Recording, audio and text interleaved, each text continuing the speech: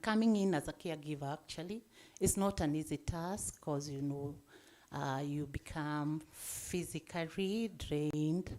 That is now the patient, because at times, like for my mother, now having suffered many issues, there's that bit of questioning, why me? I've been diabetic and I've been managing it, and as I manage it, diabetes crops in, now cancer, why me, why me? So she's been drained much of the time and wondering why her. And at the same time, we cannot leave behind the issue of financial drain.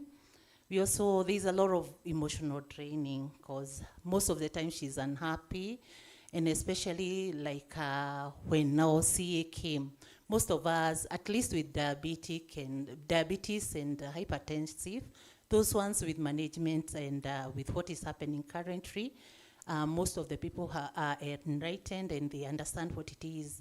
But for most of us, when CA is, people talk of cancer, most of us see it as the dead of the story.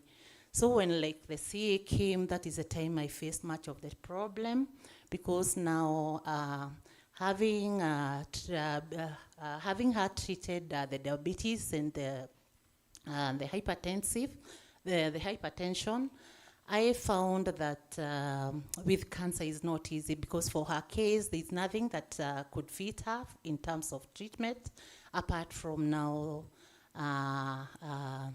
the surgery.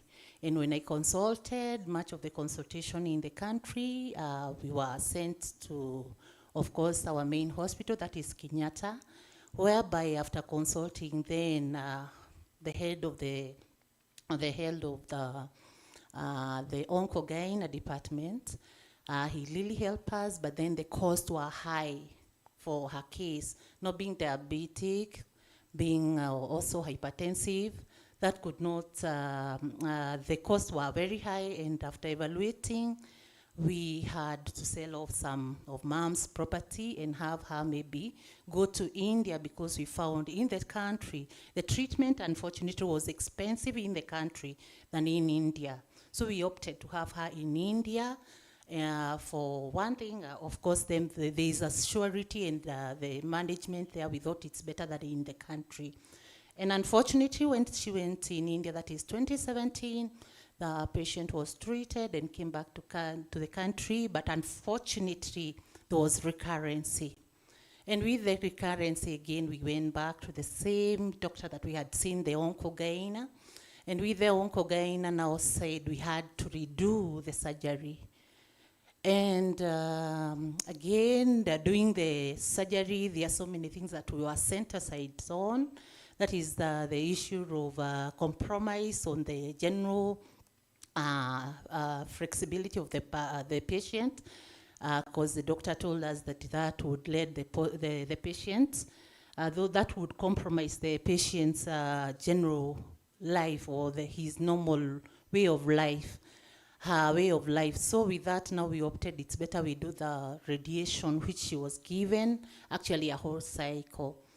It is expensive to do it, and with mom's case actually, there was recurrency even after the radiation, because that was clopping 6 months down the line. After we came from India, 6 months down the line, there was recurrency, and after we did radiation and 2 BRAC therapies, there was also another reoccurrence or the emergence of the disease.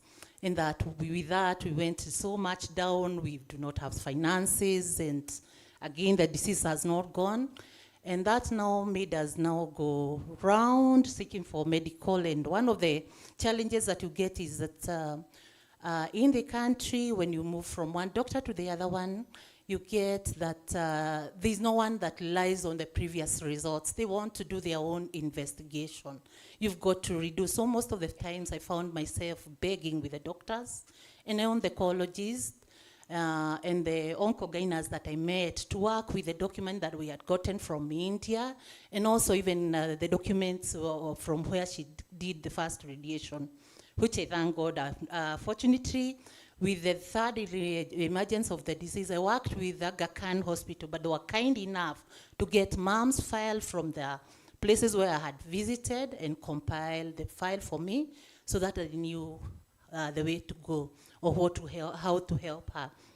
And with that, they were able now to discuss abroad. The doctor that I met at the Aga Khan was able to talk even with her colleagues abroad and see the way forward to helping these patients who is done surgery, radiation, two-drug therapies, and re-emergence of the disease, and hypertensive and diabetic.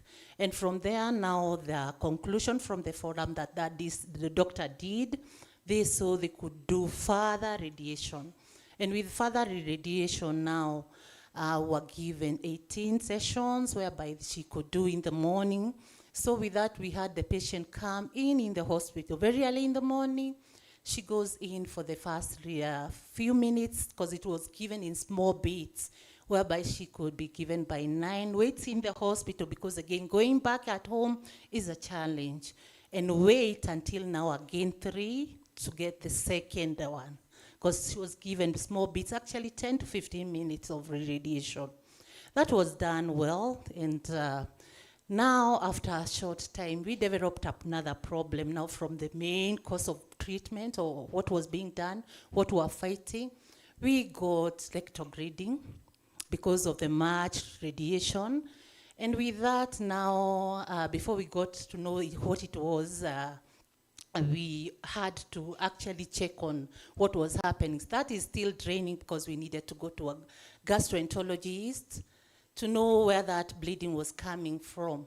Again, needless to knew that that was coming from proctitis. That is now the fact that her systems were affected by the much radiations. So what happened is that as they were trying again to check on that, we got another problem, a hernia, because as they were checking that, because it's a rectum, actually it's the intestines that were affected, she got now hernia.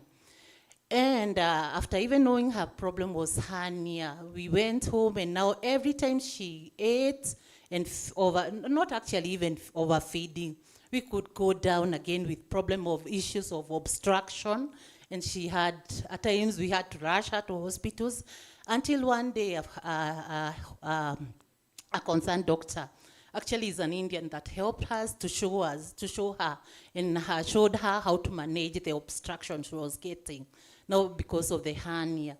And with that, she showed her how to rub her tummy, at least now to unblock herself, so that at least we do not go to hospital now and then.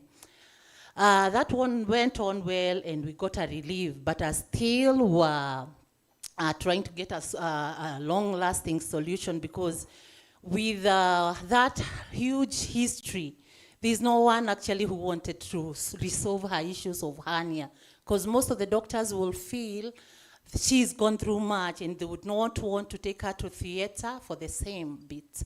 So with that, we got her, we went to our Kenyatta hospital to try and sort her issues. But now, as we was trying to get a solution now from Kenyatta hospital, and there's a doctor that we had seen, a gastroenterologist, that had told us a way forward is to have, it was to have her go for a test. Actually, they were saying APC, and at the same time, they tried APC, didn't work for her. That is like kuchomelea welding, yeah? Whereby she went to theater and they tried it out, but the bleeding was still there and was suffering anemia because, of course, she's losing much of the blood. At that point, again, is when, as we're still trying to sort out the issue of the rectal bleeding, that's when she developed a small wound on the vulva. And when that wound came, now the issue of the rectal bleeding was not a major thing, now the wound was. So as we was trying to check where the wound is coming from, it's unfortunately that point is when now we got the secondary cancer that we are fighting, that is the vulva cancer. And with that, she's gone, thank God she's gone now for another surgery. which was done, and successfully she came out of the hospital and strong. But much of the problem that I've gone through is after the second surgery, whereby now we had to take her to hospital. And you find with our facilities in the country, again, not the very best, because we've got this patient with a catheter, because after the surgery she had they had to put her a catheter. And now with the catheter, you go to hospitals, and most of the facilities, like the washrooms, they are not done to accommodate such patients. Like in our Kenyatta, basing our example in our main hospital, whereby you go and you don't know even how to go because you're pushing her with a wheelchair. But when you get there, actually you are worried, even you have to go in with her in the toilet, so that at the same time you help her carry the catheter. At the same time, I also encountered another problem. As we were being released from the hospital, you get that our nursing care, again, is not the very best, because they leave the patient and they come out with sepsis, issues of infection, whereby even that catheter, after some time, after she empties the catheter, no one who is, you can wonder even whether there is maybe a leakage in the sewer or what is not happening, because it's smelly. And at that time, you do not know that is infection that patient is suffering. So we went through the infection, and at the same time, when we go to the hospital, you are not able actually to help her. You got to go in the hospital with her. So eventually, what solved her problem is to have a nurse come in, a nurse would come in the house and assist us now sort the issue over and manage the patient, because it is not easy. So that was done well, and I thank God, because the infection cleared. And after the clearance of the infection, now what comes in after the catheter is the issues of now urine incontinence, because this patient, again, has had a catheter for a long time. So you go to get them diapers. They got to be in diapers, because after a cough or something, there is that now, the urine coming, dripping. So we've had her now in diapers, and the work has not, I can say it's not been easy, but we've managed. But actually, I told you as I came in, right now she's in hospital, and what has taken her to hospital is not the issue of the CA, which she's still nursing, because after the first surgery was done, we've had her even go back, because there are some reoccurrence again that still occurred. And she had to go. This year she's had 2 surgeries. So she went in January, and again this last month she went in again in theater, and to try to sort out the issue of the reoccurrence, that is the vulvar cancer. Because at this juncture, there's nothing much that can be done to the patient, because they cannot, of course, with the radiation, they cannot do chemo, because it will not get absorbed in the body. The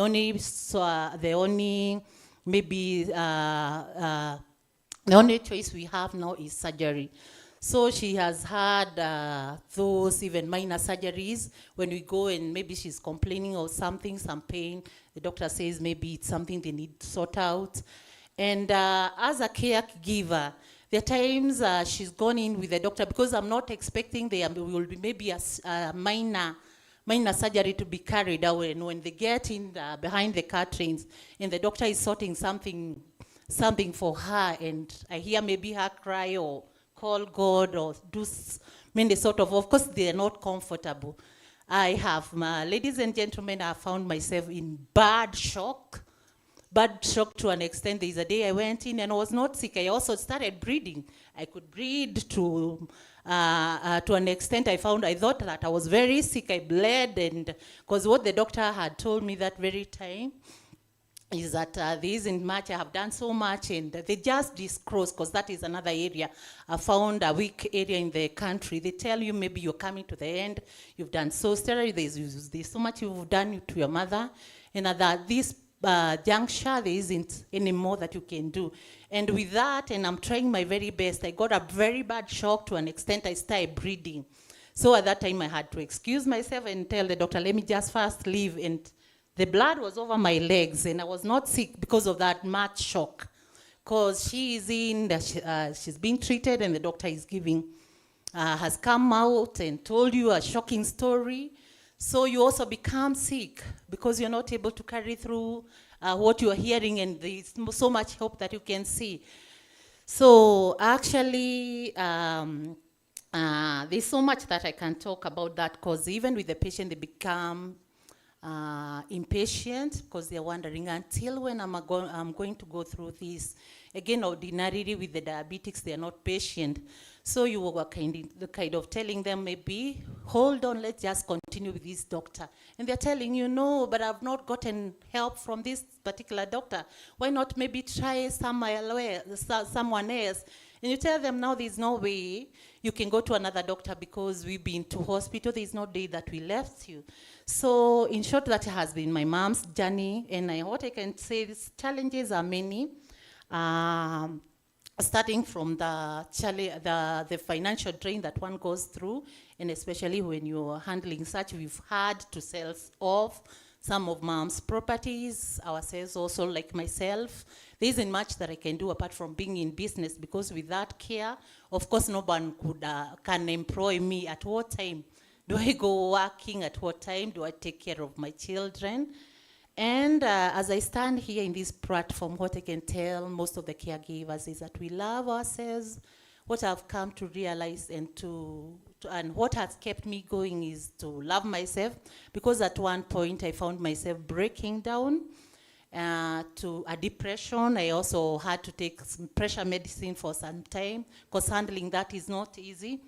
So after being taken through by the doctor, I embraced some of the practices that he advised me to do, like walking and, of course, being in social groups with my friends, and that is church. Like the church has really helped me. And at the same time, trying to balance time. That, because mostly, initially, I was all over thinking about mom, and I could not even take care of at one point I was almost more inclined and leaving my other duties. But right now, I thank God I'm able to balance. And at the same time, delegation. I've had to delegate to my siblings, because actually in every home there's the black sheep. You'll find many of you, because like in our home, we are 5 of us, but much of the burden I have had to carry. Because when you delegate, you find that there is no one to help you as well, or else they get tired. Then the other thing I have come to appreciate, or that has helped me do, if you're taking care of the patient, please try to understand the patient. And again, try to keep a file, or to keep the history of what is happening, because many of the times I've had to carry a file, my mom's file, and with that I'm able to prove to the doctors that we've done this and that, I keep filing them. Because when you do file, when you file, you'll find you will not have to repeat some of the tests maybe done previously. And at the same time, try to get like the gadgets, because there's times, like this time around with the last 2 surgeries, her pressures were going down. She has experienced low blood pressure. And with that, I did not even panic so much, because now I understand what is coming. So we've got to withdraw maybe the medication. So understanding and getting to know, getting more information on the sickness or the illness that you're handling, that will sort you so much, because you do not have to run.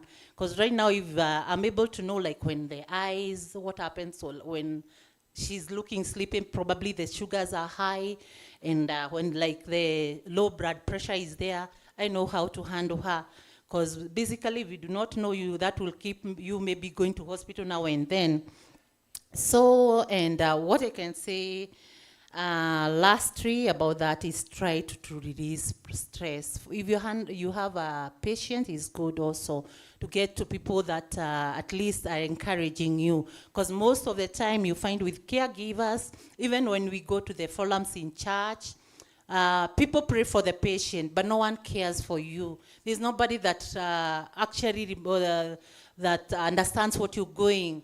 Because I found myself even losing even car keys in the supermarket. I get there 10 minutes, and by the time I'm leaving the supermarket, I've lost my car keys. I do not know where I have placed them. So, with that and much that I can say, asanteni sana, Mungu wabariki.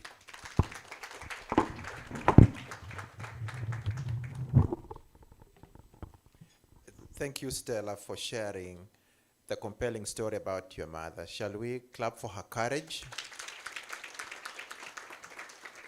The story speaks to many things, the patient, the healthcare system, the caregivers themselves. But she did finish by saying that nobody seems to remember the person behind the patient. I think that's part of the reason why we are here today, to highlight the plight of the caregivers and see how we can be able to strengthen them. I know we are running short of time. We began an hour late, but shall we then get to the program? It is now my pleasure to welcome our Deputy Vice Chancellor, Research, Innovation and Enterprise of the University of Nairobi, Professor Margaret Hutchinson, to make opening remarks. Professor Hutchinson is our direct line boss. Yes, we are hosted under her office, and also she comes here as the chair of the Arua Advisory Board. Karibu sana. Asante sana, Dr. Bukachi.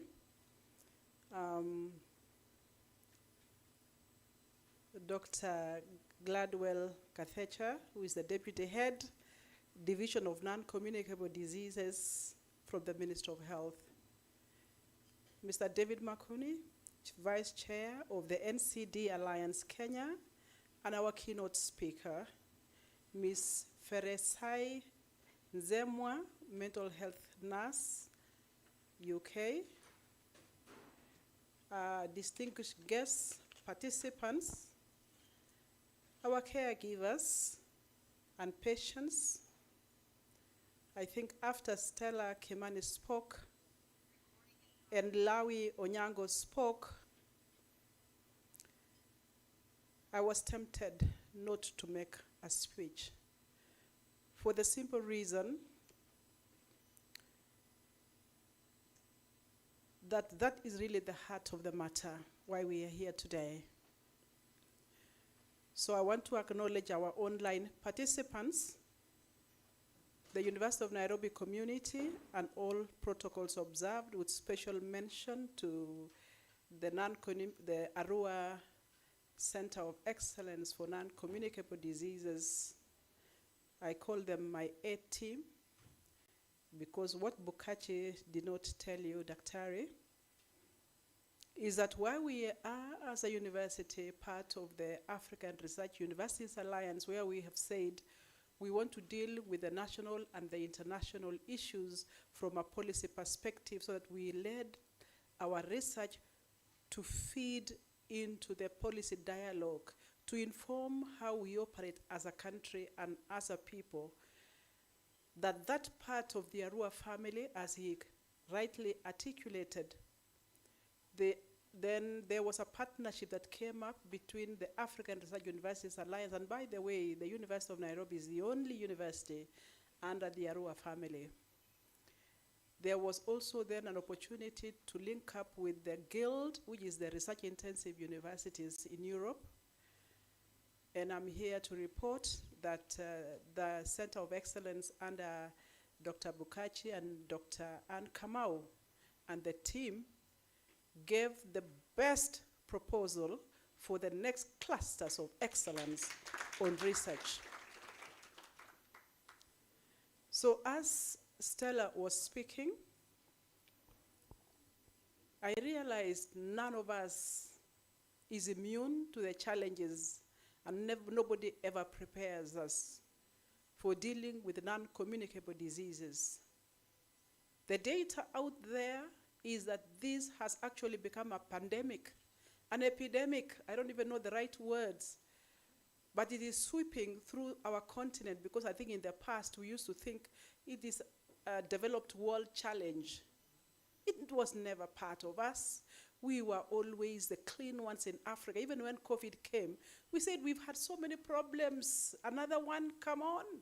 And so it reached a stage where the non-communicable diseases, I think in my own opinion, has found us unprepared, both at the national level, in our health care systems. At the family level, nobody has prepared us for the cost, the pain, the anguish. And I have had the opportunity, the sad one, of going through this with my two parents, my mother having stage 4 cancer, breast cancer, and my dad with a stroke, not able to move, not able to talk. And what Stella mentioned is exactly what we have gone through. But I have good news, that there is hope for us, and that's why I want to congratulate most sincerely the Center of Excellence for Non-Communicable Diseases for moving away from, not moving away, for adding something that is so critical, because sometimes you can have the scientific journals, go to the international conferences, be promoted in the university on the academic ladder, going perpendicularly upwards, but not touching the community. So I want to congratulate them for thinking about the caregivers and the patients themselves. Because as Stella and also Lawi spoke, that usually we don't remember them. They are invisible heroes and heroines. Nobody prepares our homes, and I must say that I'm happy that somebody from the Ministry of Health is going to be here today, because out there's a verdict and the jury is still out, but it looks like, even from my own experiences, home care seems to be a better option, not just from a financial point of view, but also from the emotional part of it. But you know, in terms of preparedness for their caregivers, nobody knows. I remember I've had a very huge turnover of caregivers. One just runs away, said, I can't handle. I can't keep changing a man day and morning and evening. They can't feed. And so the emotional drain, the financial drain, the disruption of our lives as we know it is real. And so as a university, we decided that we are not going to be the ivory tower anymore. You know, if you came here in the 60s, you know, we are almost as old as the country. So when we became the first university in Kenya, many thought that we were the ivory tower, and professors those days did not walk the way Dr. Bukachi and Dr. Kamau and the rest of the team do. They had an academic angle of inclination. They walked with books and with knowledge and with a certain say, I am very learned. And so even approaching a professor was a difficult thing. And so coming forward to 2023, we are now, I think in the last 20 years, we've had to work with communities, work with them. And as our mission statement for the University of Nairobi is that we desire, as a model university, well, we say we are a world-class. Right now, we are actually reviewing our strategic plan. So we don't know what our mission and our vision statement to be unveiled will look like. But in the past, up to today, we were saying we want to be a world-class university committed to scholarly excellence, but not operating out there. We wanted to provide quality university education and training, and then to embody the aspirations of the Kenyan people as the way we are doing, and the global community. So we think global, act local. And so for me, we also said, how do we do it? So the research is a very good component, because we are talking about creating new knowledge, integrating it to make it fit into the needs of the society, preserving it for the coming generations, transmitting it, and then allowing knowledge to be utilized.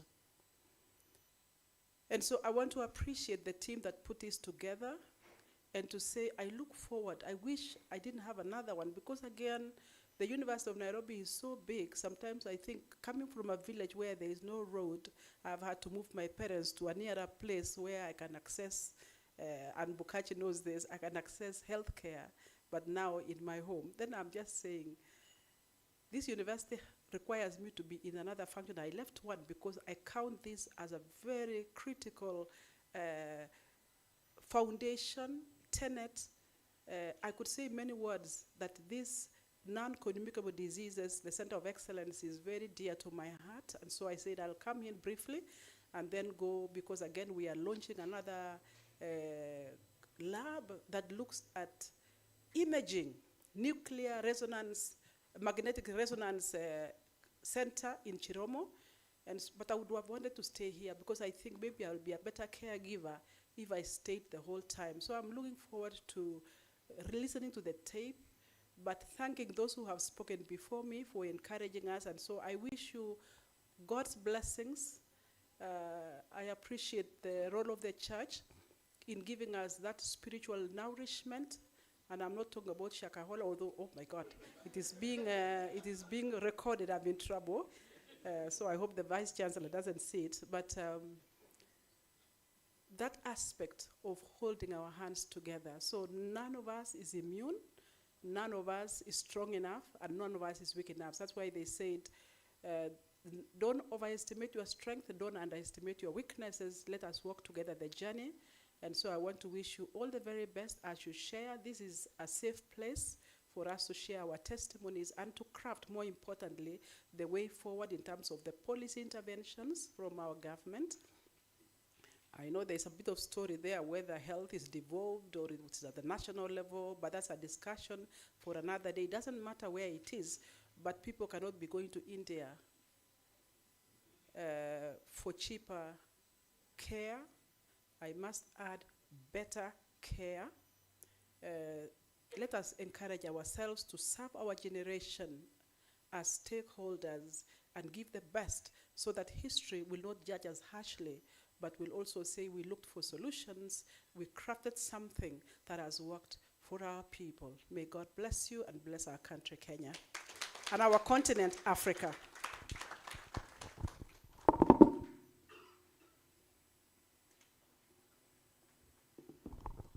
Thank you, Professor. Shall we clap for Professor again? The Arua Air team always appreciates and celebrates your support. Always available when we need support, when we need to reach, whether it's early in the morning or late in the evening. We really, truly appreciate that. Shall we then move to the next speaker? That's my long-term friend and colleague, Dr. Gladwell Gadesha.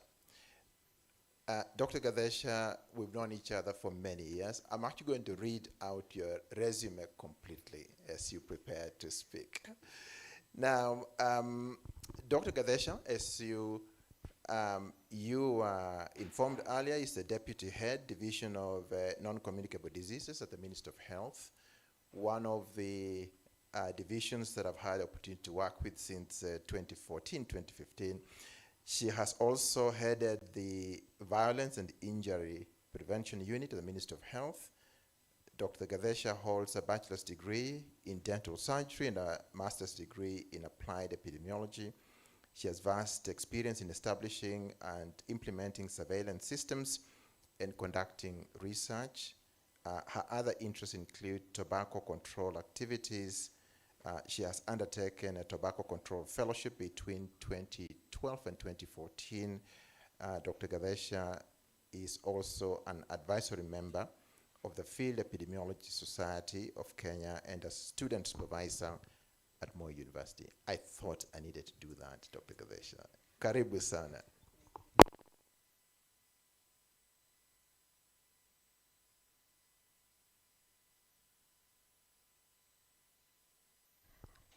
I had no idea you had my resume because no one asked me before I came, but thank you very much. So, Professor, okay, on behalf of Professor Margaret, the Vice Chair of NCD Alliance, Dr. Makumi, our persons with lived experiences, our caregivers, the NCD community, good morning. Okay, I'm Dr. Gadesha, as you've heard. We are here today. I have my colleague, Dr. Joyfrida Chepchumba. You can stand up if possible and wave. She comes from the National Cancer Control Program. So indeed, I'm pleased to be here as one of a kind meeting. It is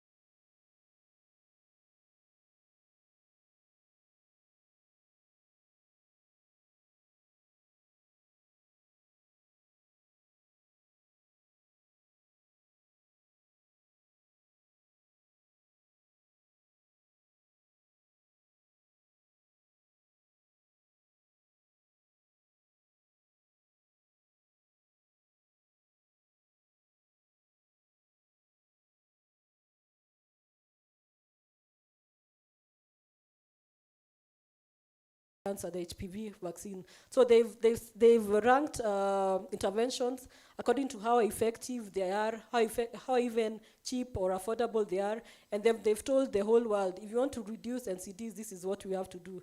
And what have we done when we come home? We've domesticated that and have developed the NCD strategic plan.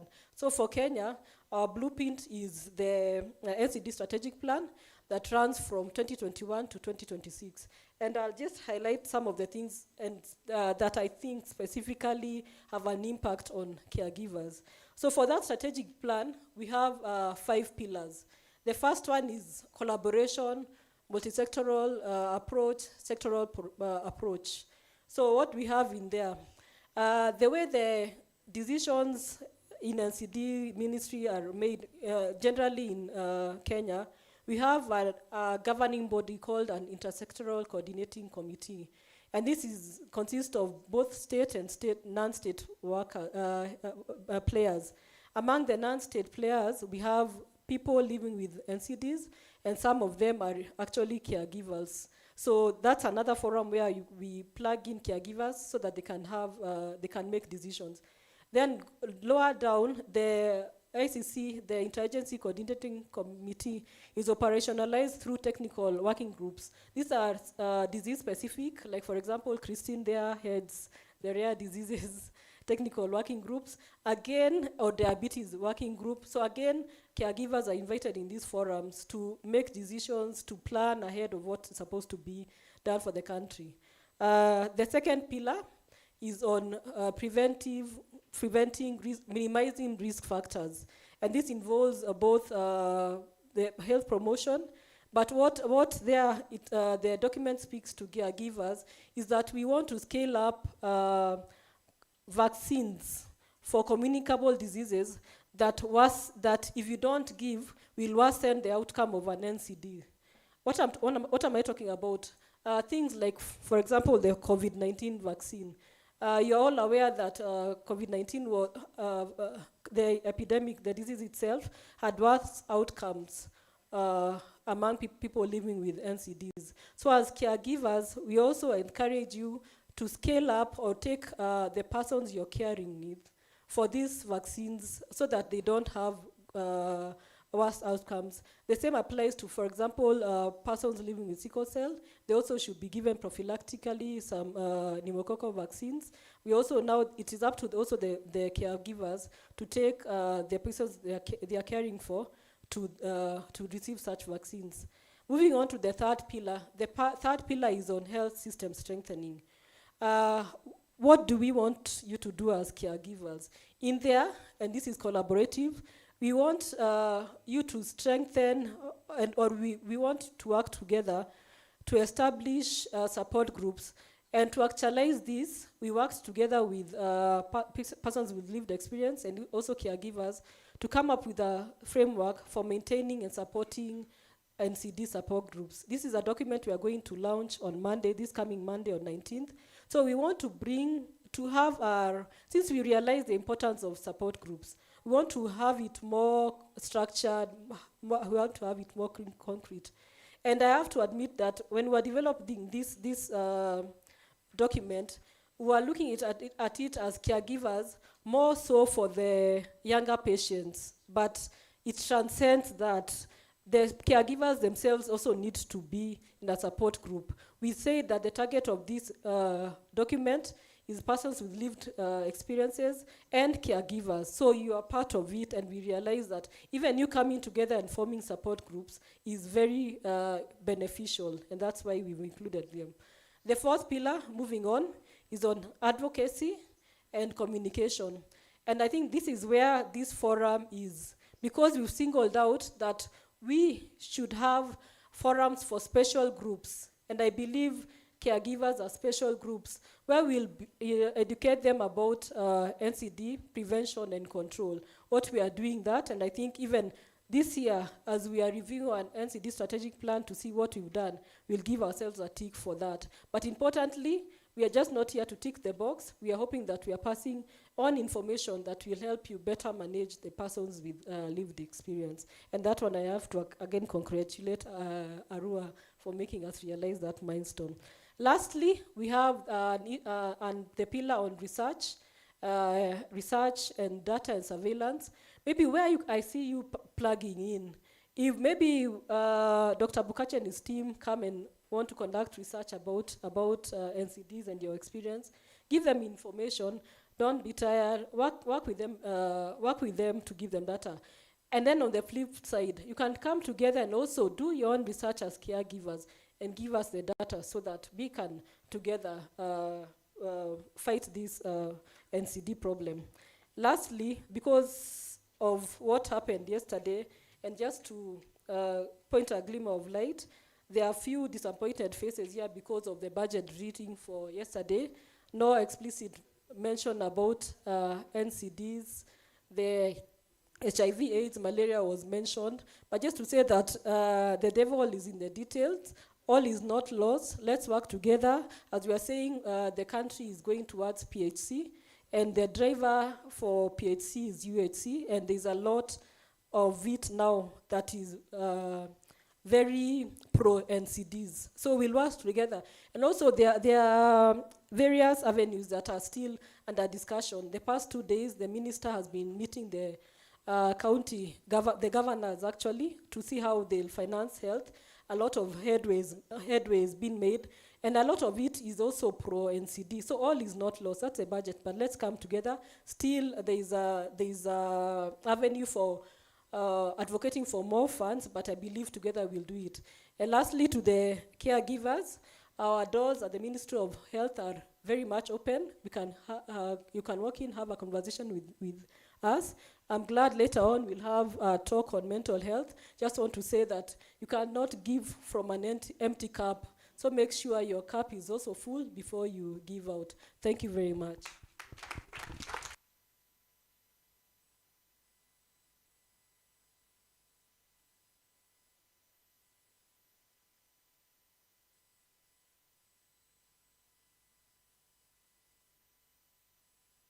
Shall we clap for Dr. Gavesh again? Delighted, at least some of us had noticed about the gap in the budget yesterday, so I'm happy that we feel encouraged. There are details. We are looking forward to the day that we're going to have the health promoters with a bag, with a blood pressure machine, as well as a glucometer visiting all the homes in our republic. It is going to happen, and I think going to happen quite soon.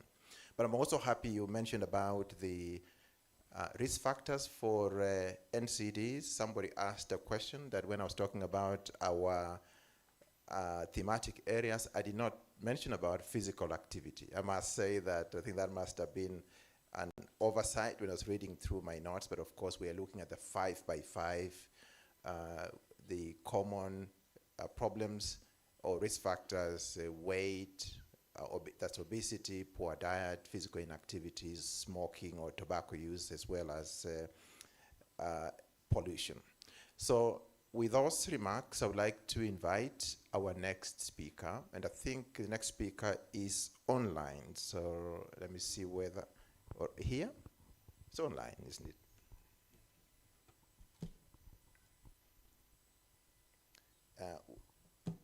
To let me know when you are ready. Just need to get the bio shortly. Thank you very much. And the next speaker online available. And we apologize for waiting too long. We really truly appreciate your time. And this is Farisai Zemwa. Available online, just confirm that, please. So while we're doing that, I'll go through and introduce the next speaker. This is Farisai, available online. Thank you very much. Farisai is a self-driven black woman from Zimbabwe, residing in the UK, in West Midlands of England. As a migrant, she has learned to integrate lived life experiences, formal education and observations to establish an approach to life that is beneficial to herself and those around her. She's a qualified mental health nurse a certified practitioner of timelines, a life coach, and a public speaker. She has gained her tides, or her titles, so to speak, community health champion and community journalist through community projects she engages herself in.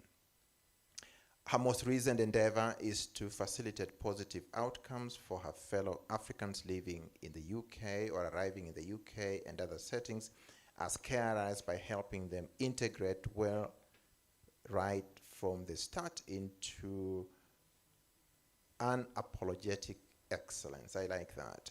And this passion extends to all that find themselves as carers in paid settings, as volunteers or caring for family members as duty calls. Farisai, it's my pleasure to welcome you to deliver your speech. Thank you very much.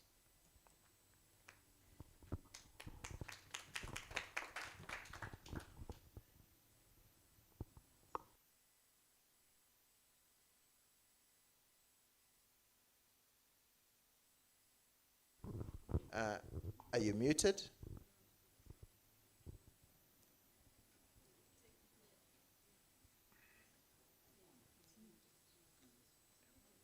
Are you muted? Not muted. Thank you. It's just a technical issue. I'm sure we're going to get that resolved.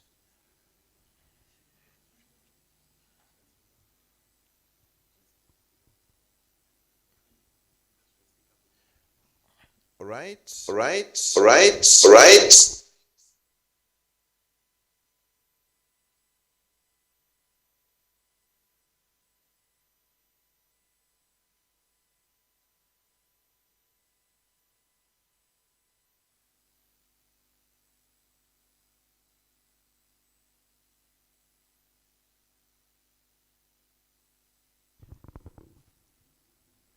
Please try to test your microphone on that side.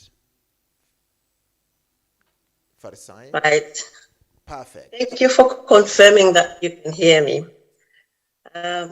Yes, my name is Farisai Demwa, as has been introduced. I would like to first of all thank you for being the pioneer of something that I have been wondering for a long time why it's not happening, especially in Africa. The consideration of carers and what impact caring has on them. So, and I hope you allow me to speak, not as a professional today, but as a mixture of professional and layperson, because I'm coming here with a passion, having experienced, I would say, all angles of care. I have been a receiver of care. I have been a caregiver as a child, which is an area that we also need to consider. And I have been a caregiver as an adult, family member. And then I have been a caregiver as a professional. Now I'm mentioning all those areas because they all work together. I like that one speaker said collaboration is important. And I think I'm here today to promote that. Right. Yes, carers are many times overlooked, especially if they are looking after family. And there are certain reasons why this happens. I'll mention a few of them. One stems from a culture, or should I say traditional perspective, and that's our culture in Africa strongly teaches us that caring for a family member is a duty, is a must. Can you hear me? Sorry, just confirming. Can you all hear me?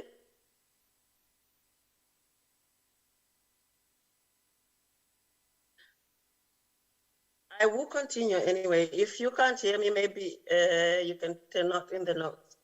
I was saying that we have a tradition or a culture that teaches us right from the start that we care for each other, and that it goes without saying that we should care for each other. Now, I'm not saying there's anything wrong with that. Yes, we should care for each other. But I would like to say that we should then attach that expectation with the appreciation of what it takes to care for somebody. Caring for somebody who is unwell is taxing the mind, it's taxing the emotions, it's taxing physically, it's taxing to our social lives.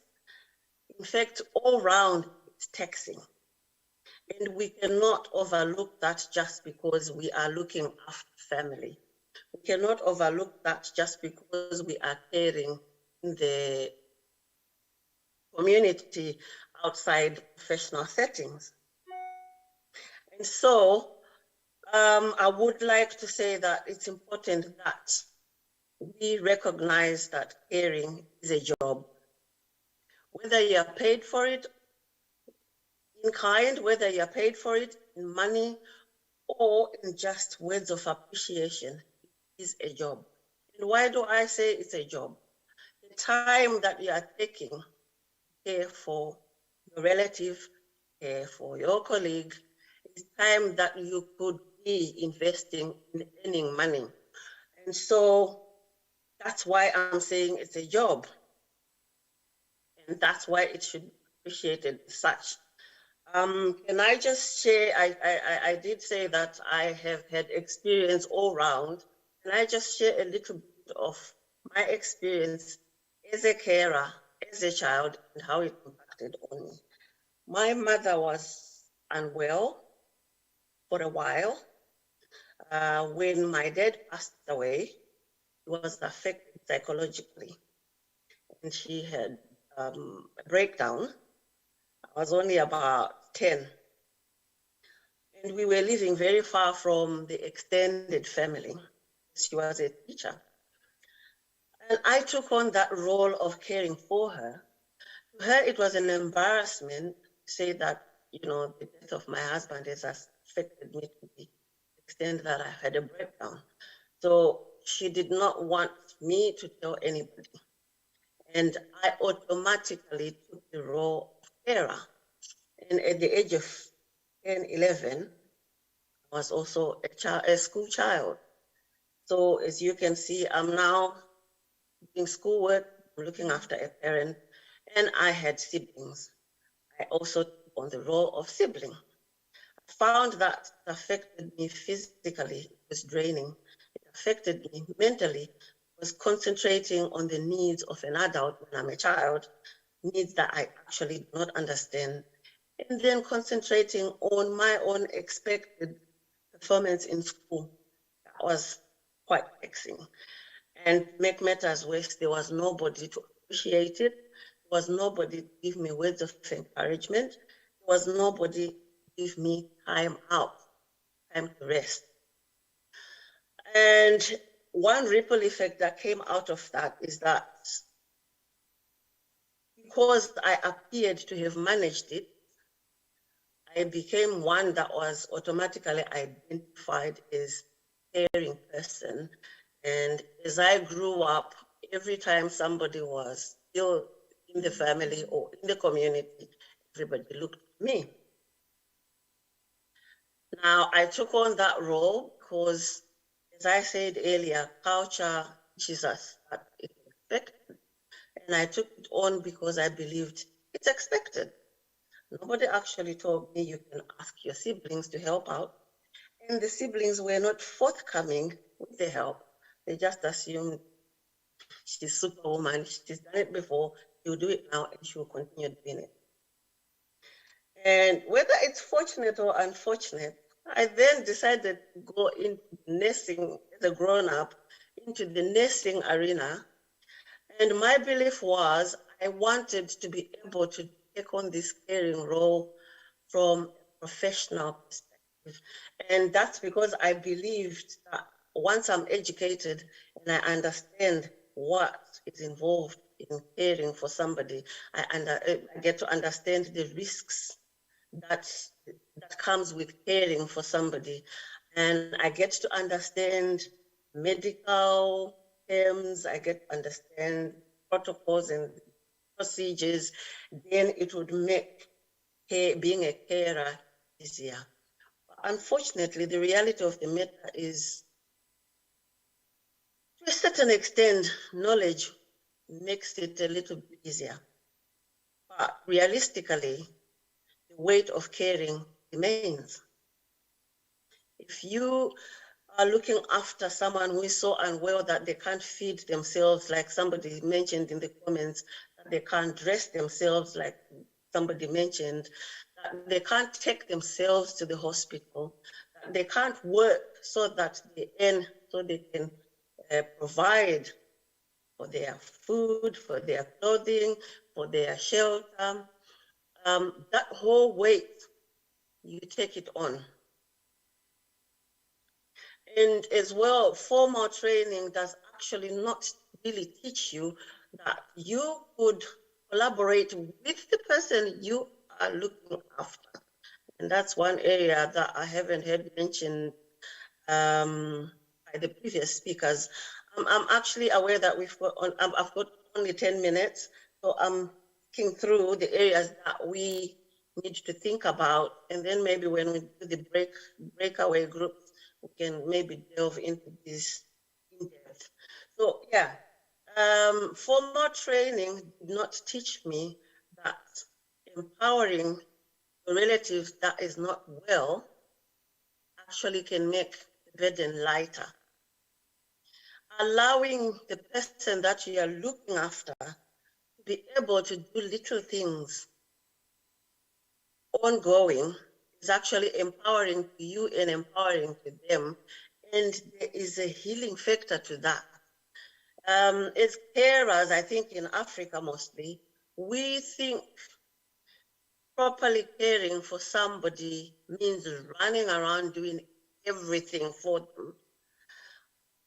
But that actually can be meaning to them. Unintentional, of course, but it can be meaning to them because you are indirectly saying just because you have this condition, let's say cancer, for instance, whatever stage it's at, you are automatically saying because you've got cancer, you are now unable to take care of anything surrounding yourself. Or maybe if you have a severe injury that has taken, let's say, mobility from you, and you start doing everything for this person, you are literally saying to them, everything has gone with their injury. Unfortunately, being unwell in one part or one area of your life does not heal every area of your life. If we take decision making, for instance, it's very easy for carers to start making decisions for the person they are looking after without consultation.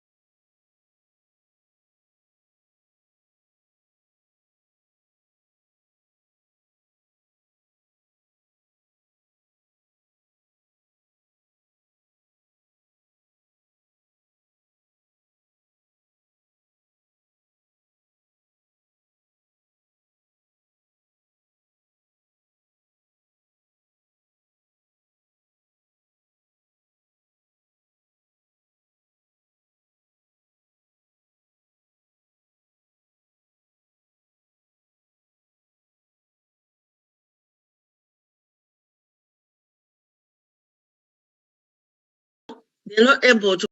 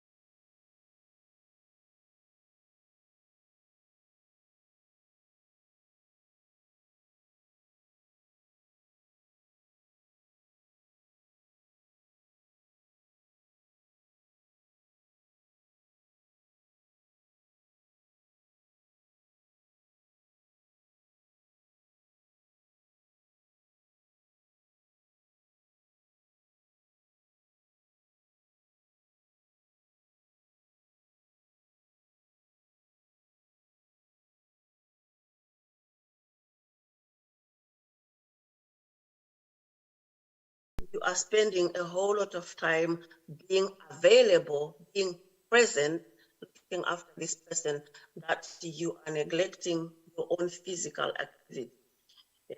We maintain our health by being active physically, exercise, walking, running, dancing, whatever it is that you were doing for yourself physically fit, that could be lost in the maze of caring for your relative.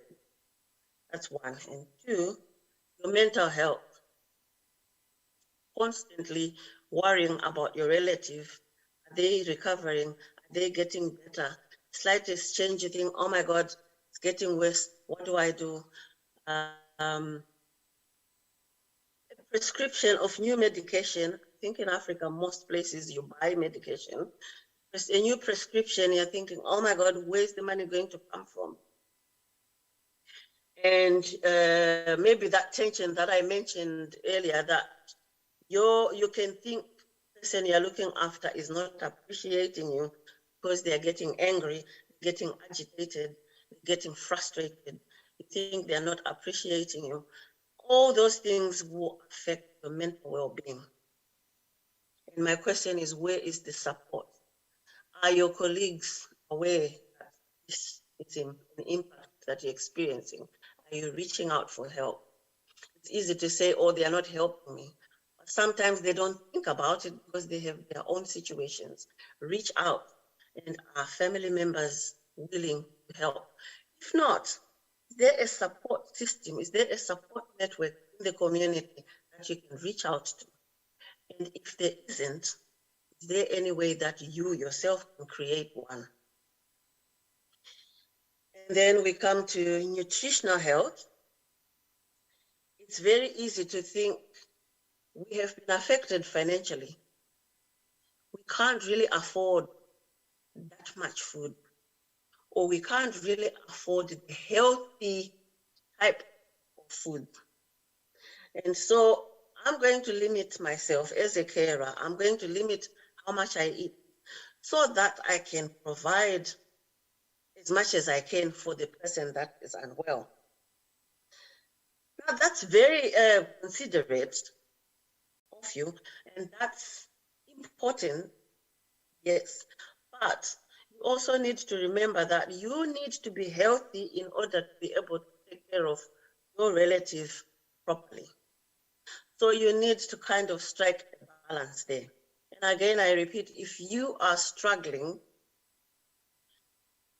to afford food, to afford your nutrition, and your relative who is unwell, reach out. Reach out for help from family, reach out for help from the community.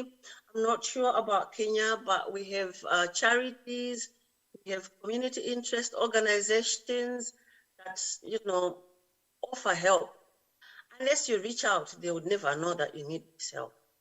And again, I will repeat, if there isn't anything like that going on, and we think about initiating it, and you as a carer who is experiencing this challenge are the great point of initiation, because those that are not experiencing the challenges that you're experiencing will never think of it.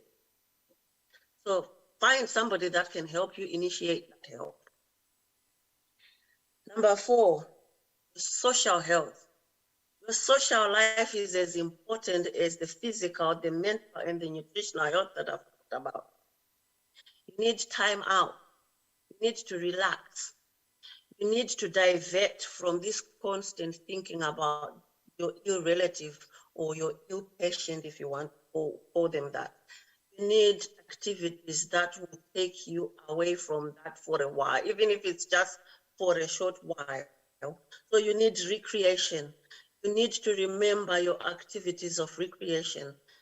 Visit a friend, talk to a friend, visit a group, a local group where you were doing activities before. Take a walk, visit a place that you probably find calming and relaxing. You need that time, and you need to collaborate with whoever is around you, your family, neighbors, the health institutions where you are, to facilitate that time out for you so you can engage in your social cycle.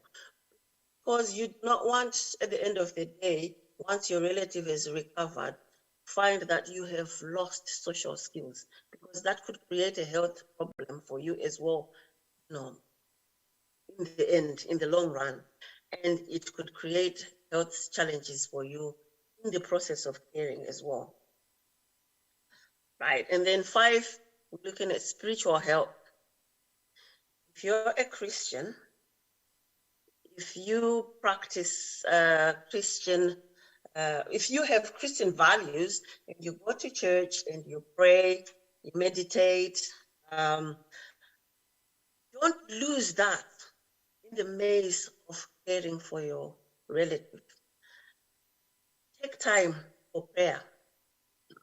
Prayer is communication between you and your God, and it can be in silence, it can be in words, it can be you taking 10 minutes kneeling down and communicating with your Creator.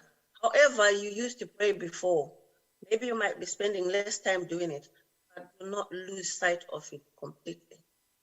Because remember, when your relative recovers, you're gonna need to get back to your life.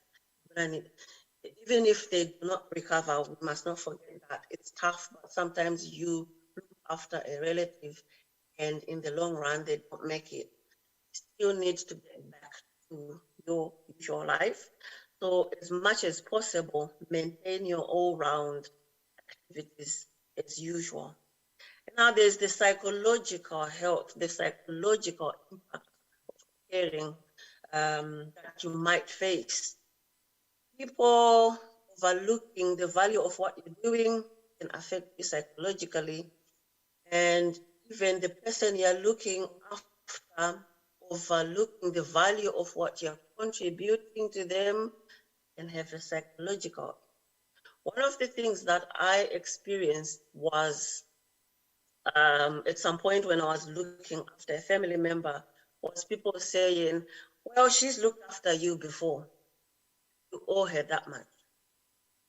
She looked after you before, she did not complain. So you owe her that much and you should not complain.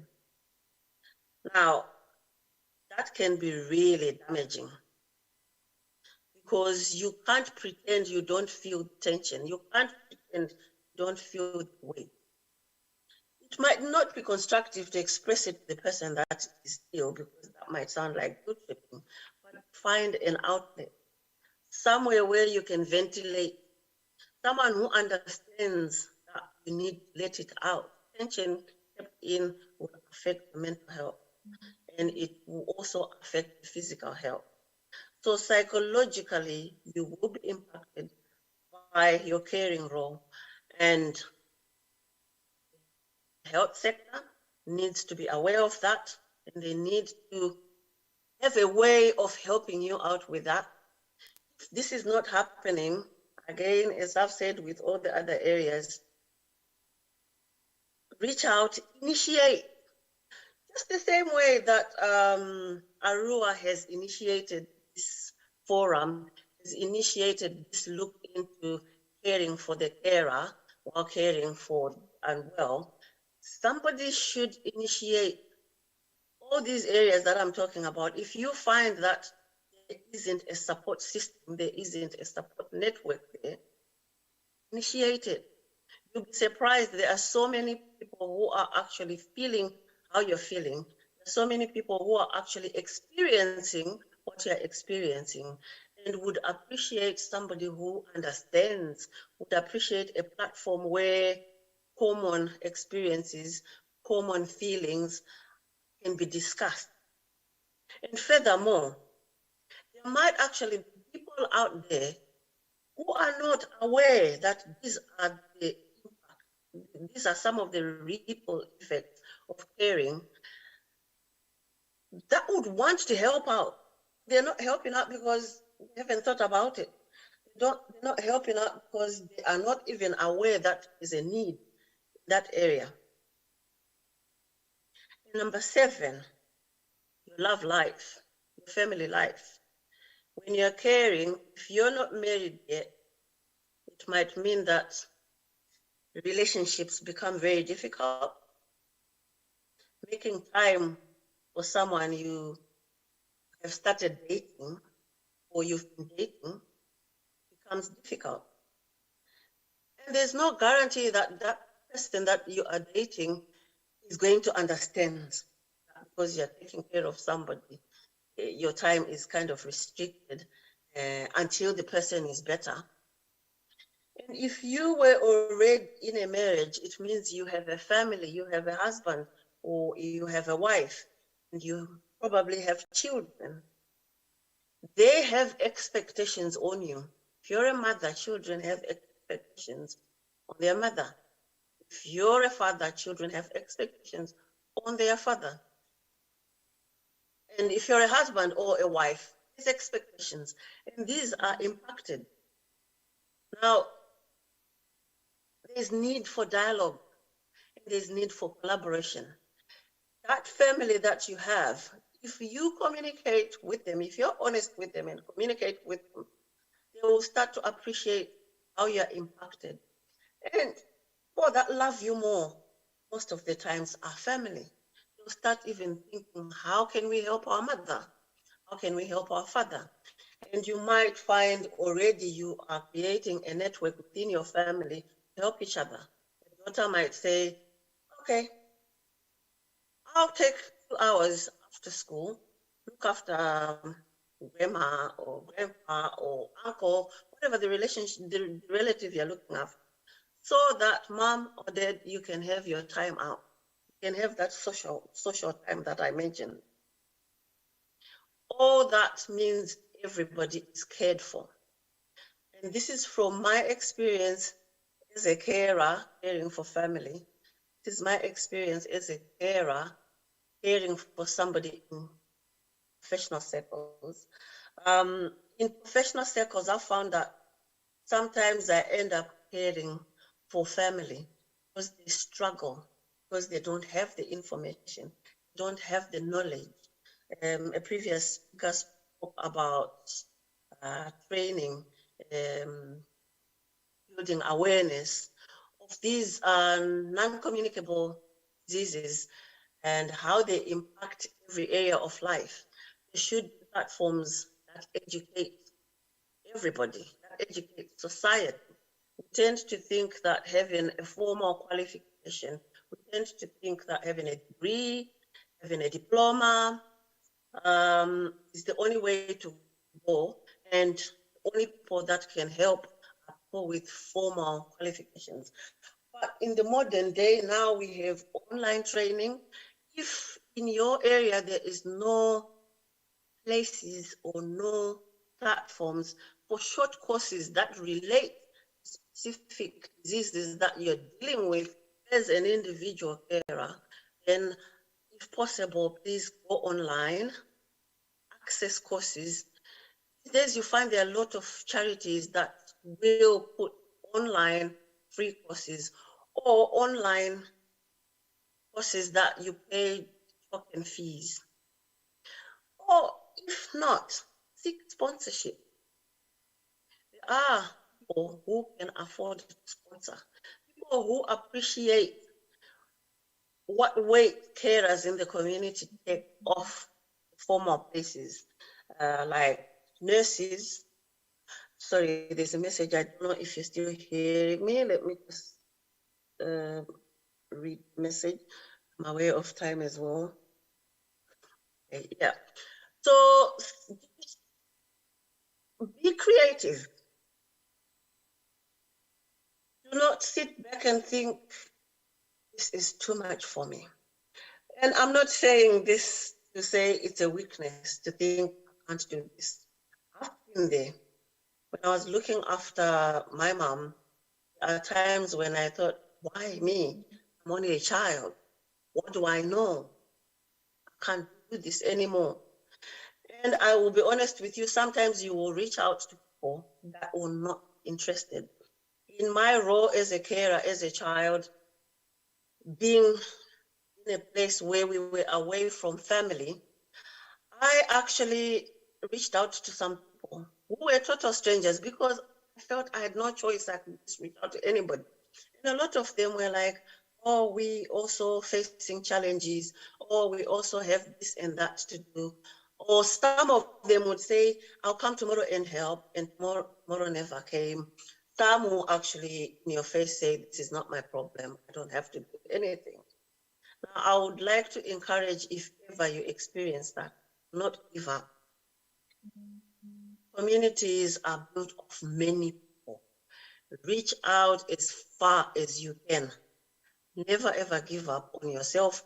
Never ever give up on your relative who is unwell. Reach out wherever you can reach out. Even if it means you put out a campaign there on Facebook, you put out a campaign there on social media, or even you can write little notes and place.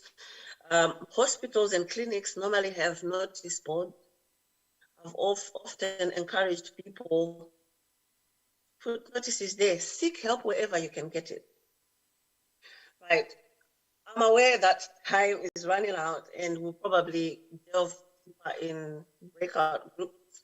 But I really would like to appreciate again that Kenya is spearheading this area of need that I haven't had any other African country reach out to. And I'm hoping you're going to share this all around Africa. We need this. We need to appreciate carers. We need to appreciate the value of what they do. Even if we need to monetize it, put it in monetary terms, the weight that carers take off the health sector, put it in monetary terms, it might help you appreciate all carers. I thank you for this opportunity, and I look forward to hearing people's views when we go into the breakout groups. Thank you so much for your time.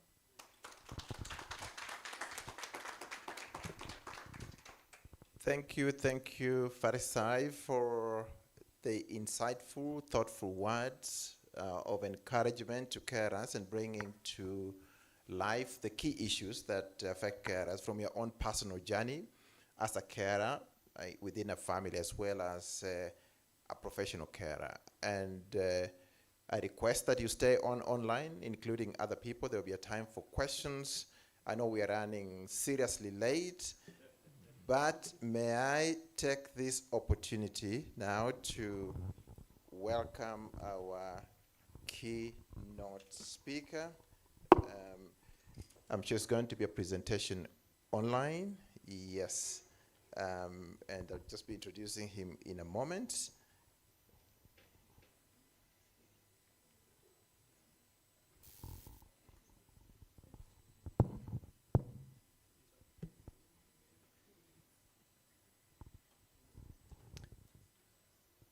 May I say a few words about you?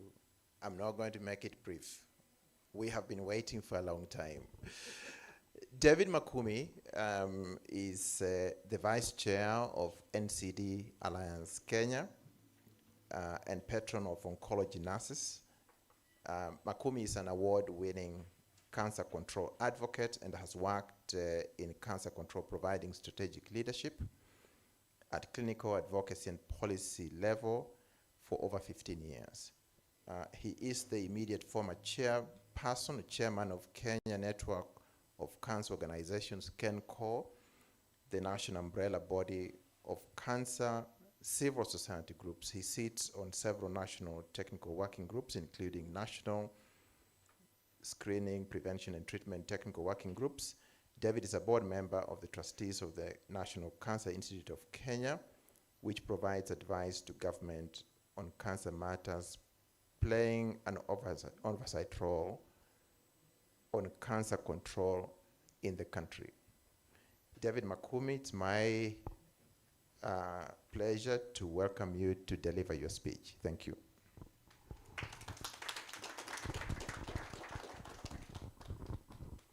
Thank you very much, Dr. Bukachi. And I want to make a small update. I've just finished my term at the National Cancer Institute. I served 2 terms at the National Cancer Institute, just finished. So there is a new board for records. So the CS might say, you're sneaking back. Yeah,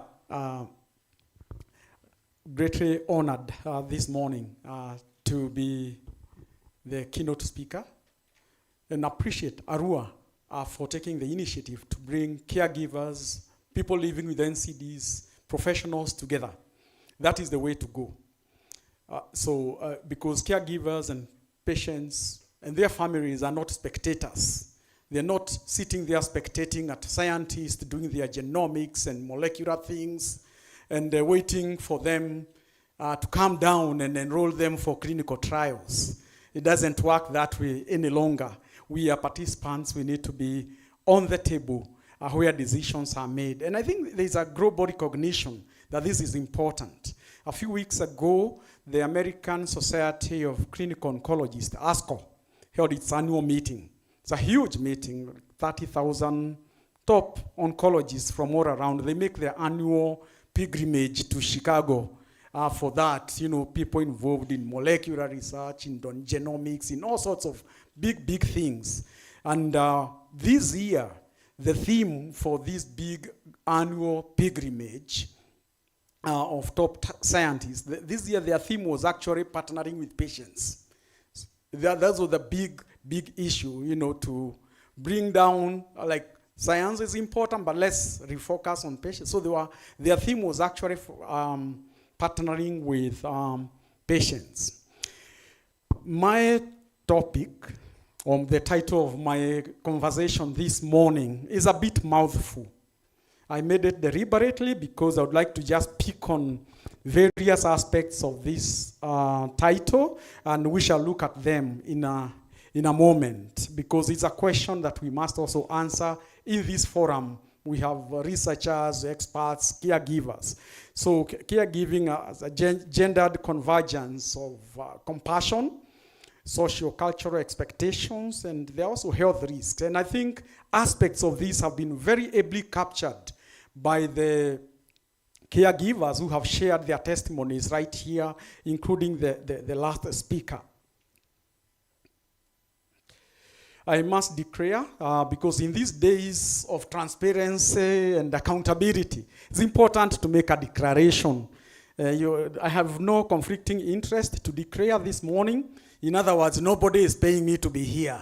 So you shouldn't ask, who is paying you? Whose interest are you advancing? So I have no conflicting interest to declare for the purpose of this forum. This is my presentation outline. I'll offer some personal reflections because we're talking about caregiving.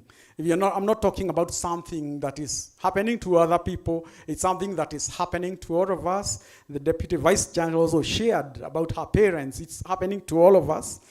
I'll offer an insight about non-communicable diseases. My colleagues in the board of the Alliance are here with me, and who we are and what we do, and also break it down and see something around NCDs and caregiving.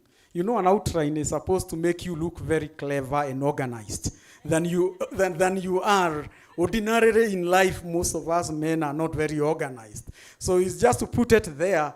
But if I disorganize it, just understand. I just put it there to look a little clever. Let me just offer some few personal insights. I've been in this space for many, many years. We've done street, that is the part Dr. Dukachi didn't say, that we've done street activism. Long before Arua was there, long before a lot of work was done at the ministry level, long before the DNCD, the Division of Non-Communicable Diseases, was well staffed. We did all these street things. In fact, that was long before the National Cancer Institute was created. Part of all this was to really push it. And that was long before even NHIF was doing anything around cancer. So it took street marches to do that. But a few months ago, I went for my annual checkup to have my eyes checked. I have high myopia. That means really serious myopia. I can't see very far. You take these glasses, I'll not drive back. So I have to have these. I've had this since 1978. So the eye doctors have to check the back of my eye, that's the retina, to know whether it's detaching or whether there are manenos there.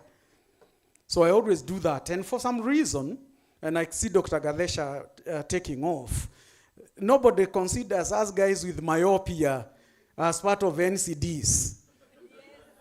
You know, all of us, some of us, you remove these and I can't, I can only see my thingies around. I can't see much. So no, maybe that's a conversation we should actually have. Talk to, get the ophthalmologists and all those people. Say, these things are troublesome, because when I did my check, they said, you need to change your lenses. And I said, can you use my old frame? Yes, we can. So how much is that going to cost? They said, it's the range is between 40,000 and 95,000 for the type of lenses I use to do correction. So that's something we should actually have a conversation. As guys, when I started in 1978 in primary school in the village, the kids thought I'm really cool.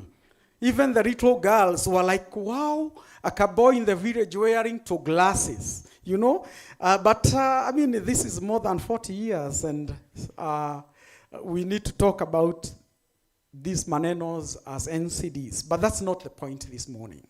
The guy who checked my eyes looked at my age on the card and said, I can't believe in your late 50s. He looked at me and like, what? He even called a colleague, come and see this guy. Let him tell us what he's doing. I'm in my late 50s. So the reason was he told me I'm 35. He looked way older than I am, overweight with lots of abdominal girth, kubwa, kabisa. Really physically unfit, almost breathless even when he's seated down. And when he's examining you, really huge. So he told me he's physically inactive, doesn't do much.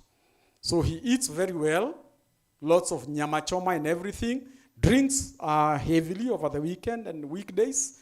And he told me, but I want to look like you. So I told him, you can't have your cake and eat it. And the only physical activity he does, that's what he told me, is the Subaru Speed Thrills to Naivasha. That's the only physical activity with the boys. And his concern is not even the health risk that he's facing. His concern is the looks. In fact, his concern, as he said it, is that, I'm 35, ninaka mbaba. He's only worried about self-image. I'm sure you all know Mubaba. Yes, we shouldn't pretend we don't know what Mubaba is.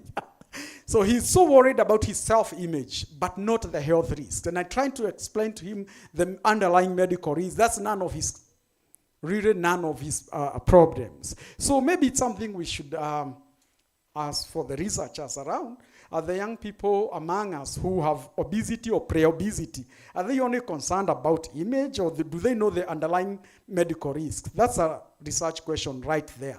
Something to actually pick up and see. Maybe that's why we are not having a big impact. Having worked in this NCD space, and in my previous life, I also managed the cancer program for Aga Khan University in East Africa. So I have given chemo. I have talked to patients and families who are breaking bad news, someone dying. I have seen the pain, the anguish on the faces of many people who have nearly just lost it. It's firsthand. They just don't know what to do any longer with their family member who is sick. I've seen exhausted caregivers showing up in hospital with a patient saying, "Huyu ni wenu, sasa mujue vile mutafanya na yeye," even when there is no clinical indication for admitting a patient. I've managed a large team of former caregivers, nurses, therapists, technicians, and all sorts of people. And I've seen burnout staring on me as their manager, just like, I've lost it. I can't do this anymore. Staff who are productive, gentle, polite, hardworking, suddenly losing it, becoming angry, snapping at patients. And we healthcare professionals get accused all the time. Wanaongea vile wanataka. You know, they feel we are angry for no reason. And that's part of burnout. These are clinical. This person is so burnt out that the next patient who talks to them, they're just snapping, angry, burnt out, because there's no mechanism for them, no opportunity to air what they are feeling. So when we see the next healthcare professional, caregiver, snapping, they're not necessarily or ordinarily rude. Maybe the institution does not give them an opportunity to do some kind of debriefing, something called debriefing. They don't just get that opportunity. So all they do is move the queue. You have lots of diabetic patients, hypertensive patients, or patients with dementia, patients with kidney disease, and you never get an opportunity to debrief, to say what you feel when you lose a patient. So this is so real. So caregivers, the formal ones and informal, we all face this. I've seen it staring at me and wondering, this stuff has changed. This person has changed. What is it that has changed in them? And it's important for us to have a national conversation. I know there's little work happening, but perhaps we may even need to do a serious national survey or an area of research to determine just how widespread burnout is, and to explore interventions that we need to put in place to mitigate it, to enforce it, to ensure that every institution has a mechanism, a debriefing system for staff involved in NCD care to debrief. That probably needs to happen like yesterday. Having sat on numerous working groups, and as I said, I have had the privilege of serving 2 terms on the board of trustees of the National Cancer Institute of Kenya, which is charged by the law to advise the CS for health on matters cancer. You know, your guess is as good as mine. I've done many, many meetings in Naivasha, the famous Naivasha, Tuko Retreat Naivasha. They come in many different names: workshops, working groups, seminars. Dr. Bukachi, can you identify with that? There are many. The consultative forums, all those, they come in those many, many names. Maybe the only common denominator is that they happen in very nice hotels with very good food, just like this one. Yeah. But the one thing that we don't talk much about in those forums is caregiving. We talk about many things, big things. We talk about calcium channel blockers and supply chains and chemotherapy and radiotherapy and, you know, policies around all those. But we don't say, no, this afternoon, this session in Naivasha is just going to look about caregiving. So kudos to Arua for actually just leading the way. I am aware that there are initiatives here and there, but we need to put this into the national dialogue, put it on the table in the heart of all what we do, that caregiving cannot be given a few minutes in some forum or nothing. You know, it's almost like a by the way. It shouldn't be a by the way, it should be at the center of what we do. Because we may talk about all these big medicines with big names, but if you don't put caregivers, patients will not comply. Patients will not take their medicines as guided. So within our guidelines and strategies, we shouldn't just restart again, but ensure that caregivers or caregiving is really is anchored. You know, everything that we do nationally in our healthcare system. And we have a lot of things we can learn from the HIV/AIDS space. We just need to, we don't have to reinvent the wheel. We can learn a great deal, but ensure that all this is protected within our policies. Maybe we also need to look at the impact of all these meetings that we have had and what impact they are having on caregiving. But somewhere along the way, in all these things, somewhere along the way, when fighting NCDs in the trenches, my own mother was actually diagnosed with lupus at the age of 70. Now, people will tell you lupus is, you'll get it in younger women below the age of 30. But when she's 70, lupus, so that means by the time they made the diagnosis, we had made like a million visits to everywhere and researched and done all these things. And we decided, you know what, we are going to run all these anti-nuclear tests, whether the doctors like it or not. We decided, can we also look for this? And sure we did, and sure she had lupus. So how do you explain to a 70-year-old Kikuyu woman at a systemic lupus erythematosus? What is that even called in Kikuyu? What do you call it even in Kiswahili? You know? So she is there wondering what has been ailing me for many years, and you're telling her it's a nerupasi. How do you explain that? You know, so and then of course I automatically took the position of the chief caregiver. We are only boys in the family, and so you know, numerous visits and all these things. But you know, her common theme was this disease. Ugonjwa, you know, what is it? What is eating me up? So whereas we are concerned about her symptoms, we are trying to explain the disease, not even name the disease. So caregiving comes with many challenges and facets, because you think the patient, you are doing everything for the patient, giving the very best, and then for her is, why are you explaining the disease? Tell me what it is called. So you tell her in English. And, you know, she did pass away 6 years later. And then my mother-in-law followed a year ago. She followed with a stroke. My own mother-in-law. And you know, for the adult African men who are here, so if you did all these nice things as a caregiver to your mother, now your mother-in-law, you must go way beyond. Otherwise itakuwa sasa unaona kwa mama yako hata ulikuwa unachukua day off. Is it? You know, now you are dealing with your mother-in-law, you have to be in your best behavior. Otherwise someone will start comparing. You know, when they called, you dropped everything and you went. Now it's my mother. You know, you are taking your time. So you have those those are cultural dynamics, and they are very real. You know, for I think the first, Stella shared, you know, she has family, children, husband, and all that. So if you're a caregiver, you know, so me, I live, you know, in Rimuru, so I'm spending my time with my mother, and now her mother is sick. You know, how does that play? So how much time am I? And they may look very mild, but you might also say, lakini hata wewe huko unakuja sana, you know.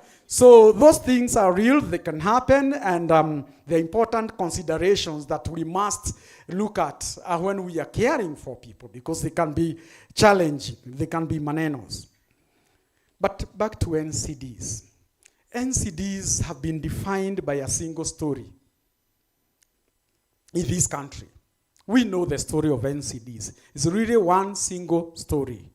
A story told over and over in the media, in conferences, in marketplaces, in lecture halls, in churches, and, you know, everywhere. You know that story. It's a sad, painful story. A story of misery. That's the story we have seen over and over and over. And it's not far from the truth, but it's one story. And allow me to use the words of Chimamanda Ngozi Adichie, the celebrated Nigerian writer, she who wrote Half of a Yellow Moon. It's a lady, well written. Just look out for her books. She tells us there's a problem with a single story. And she says, and I quote, "The single story creates stereotypes. And the problem with the stereotypes is not that they are untrue, but they are incomplete. They make one story become the only story." End of quote. And this is where we are with NCDs, the NCD story in this country. The one and only story that we have heard over and over is the whole issue of financial access, supply chain challenges. All these are painful stories, actually miserable stories. But they don't give much to caregivers, both formal and informal. As a caregiver, to be told, hakuna madawa, they don't give you much hope. Just this morning, ya ukweli, not an example. This morning when we are waiting for this, a relative called me to say, tumeenda hospitali na tumeambiwa madaktari wako conference.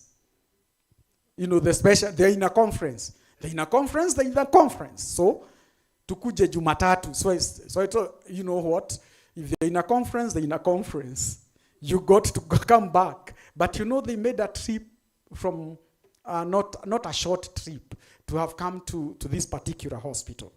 So it doesn't give much hope to caregivers, or to go and find dialysis machines are not working. Dawas are not there. So Chimamanda continues to tell us, and I quote again, "Stories have been used to dispossess and to malign, but stories can also be used to empower."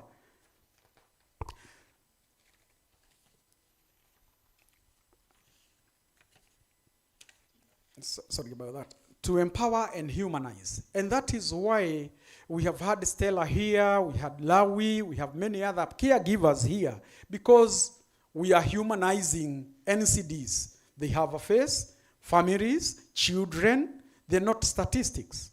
Stories can also break the dignity of our people, because then when we also tell only the sad stories, we sometimes break their dignity.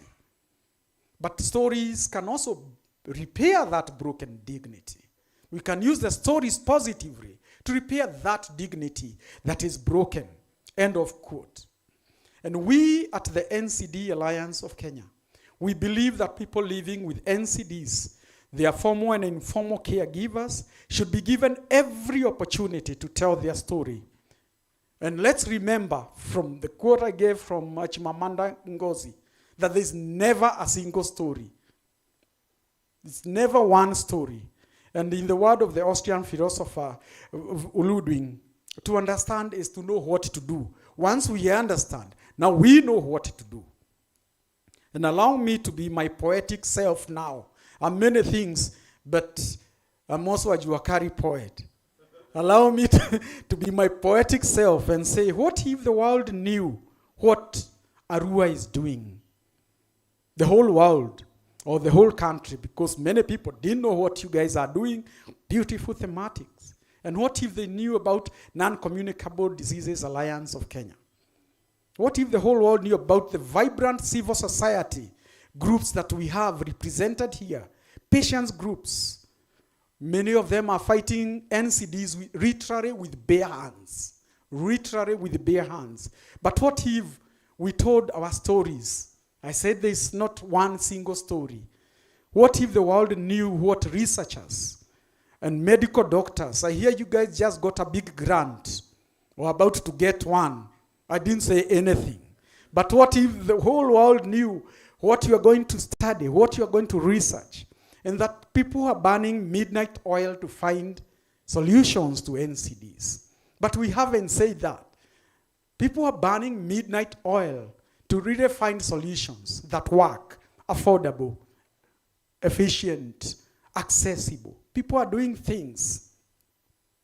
What if the whole world knew the resilient people living with NCDs who have to knock at NHIF asking to be covered a little more.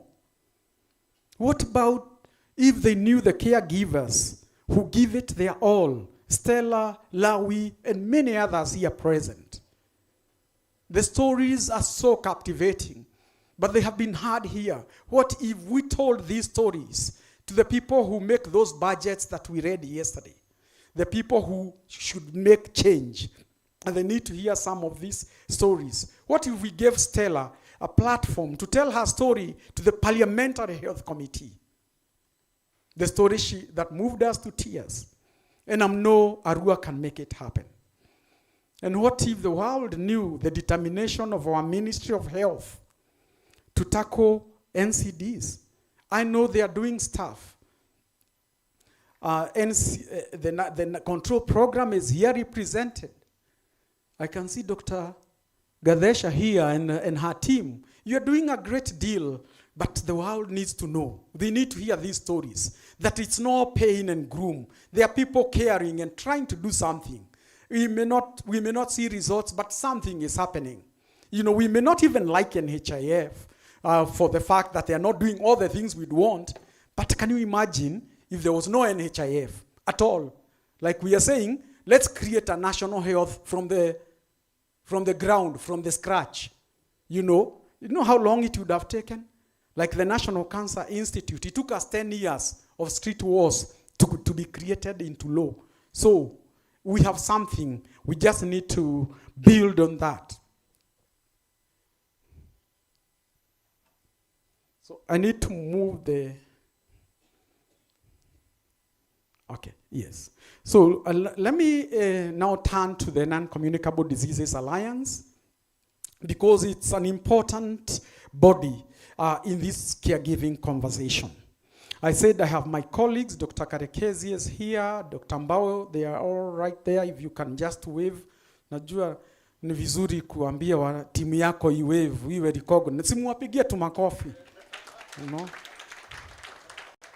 Yeah, from our secretary, I can see many members within us. I think many members from the alliance. But an alliance, we are the national umbrella body for a national umbrella body for patients groups, NGOs, for those who don't know, CBOs, professional associations, including Kenya Cardiac Society and others, involved in advocacy, prevention, control, care, and rehabilitation.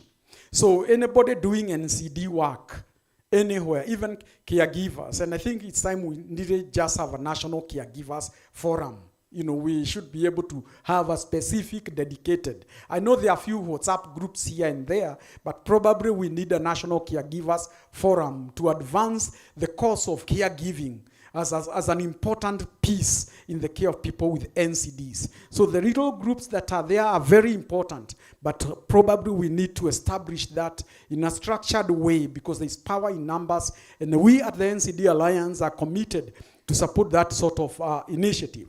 And we have a vibrant caucus of people living with NCDs. The president of that caucus is here. You know the president is here? The president, Mr. Gikonyo, is right there, of the caucus of people living with NCD. Mtukufu Rais apigwe makofi, please. Yeah, very important. Yeah, he's the president of the caucus. But so that's what we are, and we are working across in many counties. We just launched our strategic plan just about 2 weeks ago, fresh off the mill. It's available online. So be part of what we are doing. Our vision is to see an NCD-free Kenya. And we cannot have an NCD-free Kenya unless we take caregivers along with us. You know, so it's not just about those who are at risk, but also the caregivers. Looking at being the lead organization in NCD care. So Arua and the leadership team in Arua, you are so stuck with us, you can't believe it. We are happy to be your partners and see where we can work together, especially in our 4 thematic areas: advocacy, meaningful involvement. We are very deliberate about involving people with the NCDs, deliberate in terms of research and knowledge management. That's an area we should explore further, and also very deliberate in strengthening our own institution. So in any of these 4 thematic areas, I'm sure you fit somewhere. So there's plenty we can work on within these thematic areas in our current strategic plan. Some of the activities, and there are many, I have a couple of pictures which tell the story.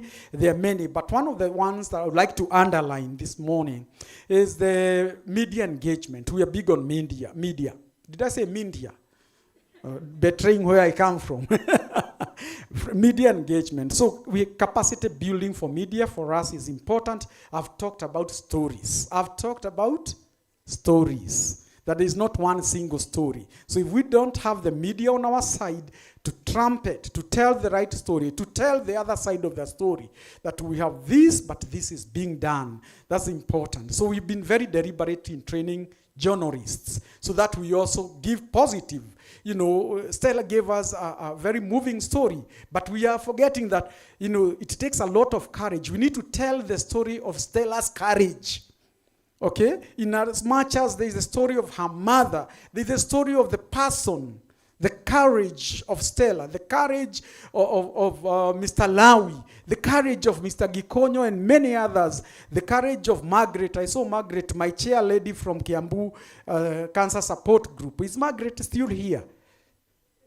Yeah? Margaret Akopale. That's my chair lady. Okay? So we need to tell the stories that are positive. A part of our engagement is including public education, policy and fiscal advocacy, training our members on budget process, the budget process, making that whole process. Because, you know, yesterday we had the budget, and we were like, is it 146 billion to healthcare? Hiyo ni kidogo sana, isn't it? Something like that. And we are saying, oh, this only to this. You know, the budget didn't happen yesterday. All that was part of a process that starts immediately. This one is done. So if we don't put our heads together and push long before Professor Ndungu stands there, you know, we'll be lost. So we've been part of that process and doing advocacy in that. So when they call for public participation and submissions, we need to be part of that. And also intersectoral coordination, working with other sectors outside of health, education, agriculture, urban planning, because the causes of NCDs are way beyond health. And part of us is, or what we do is recognizing people with living with NCDs as award winners, but we're also doing a lot of work in county, because see, health is said to be devolved. It is devolved, you know, there are issues, but it is devolved. So we are doing about work in some of the counties. We have footprints in Makueni, Taita Taveta, Kisii, Nyeri, Nairobi, and all these places that Arua would like to go. So as an organization, we have a number of projects that are happening, and all these things involve real people with real needs, with caregivers. I'll not go through each one of them, but projects in CIA on Heart project, the Pen Plus project, and the one in Vihiga is being launched on Monday, so you're welcome, it's being launched. But what I would like to just underline is those two buildings are new centers of excellence for NCD care in the counties. They'll be providing services. So they'll be kind of model, and I'm sure we believe they will work, because providing care and having them as center for caring persons with chronic diseases in these places, in the village, in the rural, right? Like the Vihiga one is in Hamisi, for those who know those places. So NCD Alliance is actually the implementing partner of this. So our teams have been following up, checking on this construction and everything, and it's being launched on Monday. This Monday, we need to be part of that. So we have footprints in the counties, because that's where stuff happens. We have had an opportunity as an alliance to engage with various cabinet secretaries over the years to just make sure they know we are there. And that's what we need to also do. Make sure that the cabinet secretaries know that caregivers are there. Are there caregivers in this room? Are there caregivers in this room? The CSS need to know we are there as caregivers. You know, we had a meeting with the new CS of health, just an introduction.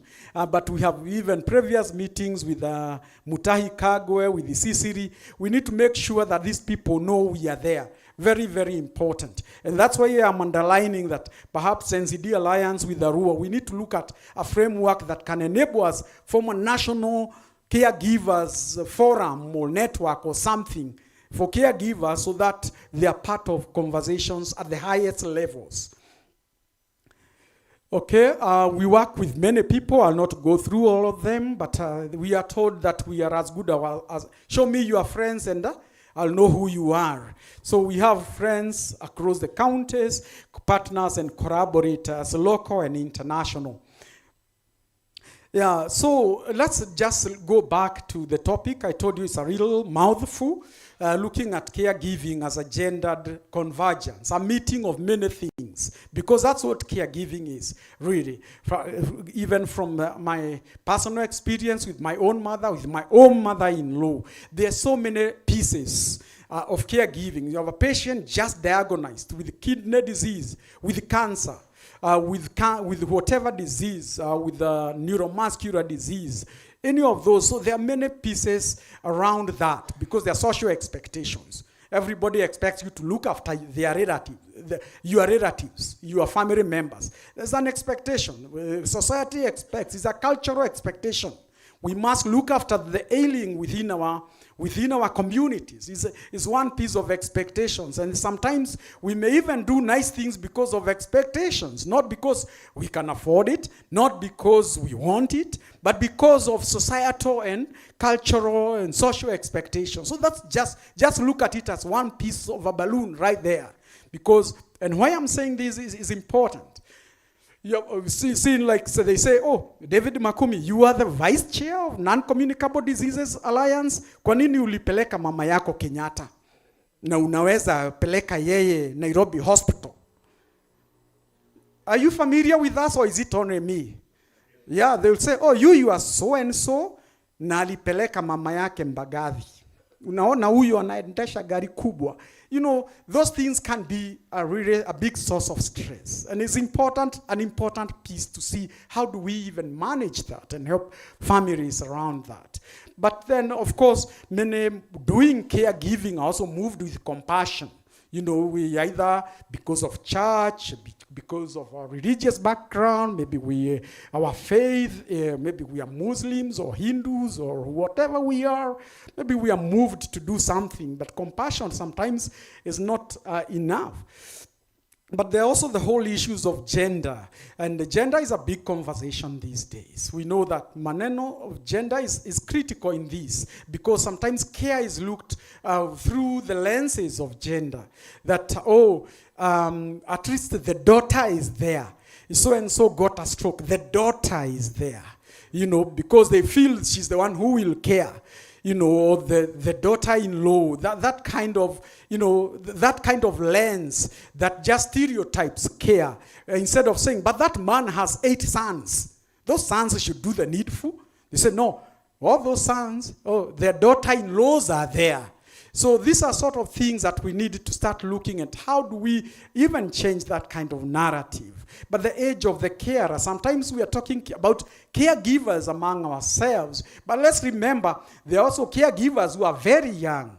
Maybe their mother or their dad has a chronic disease and have visited families over many years of working with cancer, nearly 20 years. And then you go and you're asking, who is the primary caregiver? I remember a young man, and she was the lady was a single mother. I think she had gastric cancer, stomach cancer. So I went, and then I'm like, who else is at home? And then the boy, I think he's in class 7. The lady tells me, oh, he's the one who does everything for me. So when those kind of dynamics in caregiving can be huge. I didn't even know what do you tell a class 7 boy about the mother with the stage 4 stomach cancer. So where is everybody else, you know? So these are important conversations when we talk about caregiving, and of course their education, the skills that they have or lack of them. And especially the lack of skills, and that is the other balloon that I have over here, the medical instructions. How do we even prepare families? That's a big piece that's there. How do we prepare families to look after somebody, to do caregiving? You as a caregiver, who prepared you? Who taught you? Your caregivers. Did someone tell you what to do? Or you just figured out? Asked somebody with a previous experience. You asked a neighbor, a friend, yeah, what did you do with your dad because he had a similar condition? So these things are, this particular piece, we cannot be caregivers and leave the healthcare system, because it also needs to prepare us for caregiving. You know, I remember a patient, you know what is a colostomy? That when you have colon cancer and they make a surgical opening right here so that the poo-poo, the stools, get into a bag. So a few years ago, a gentleman was driven from, lived in Lavington. So Lavington is not a particularly bad neighborhood.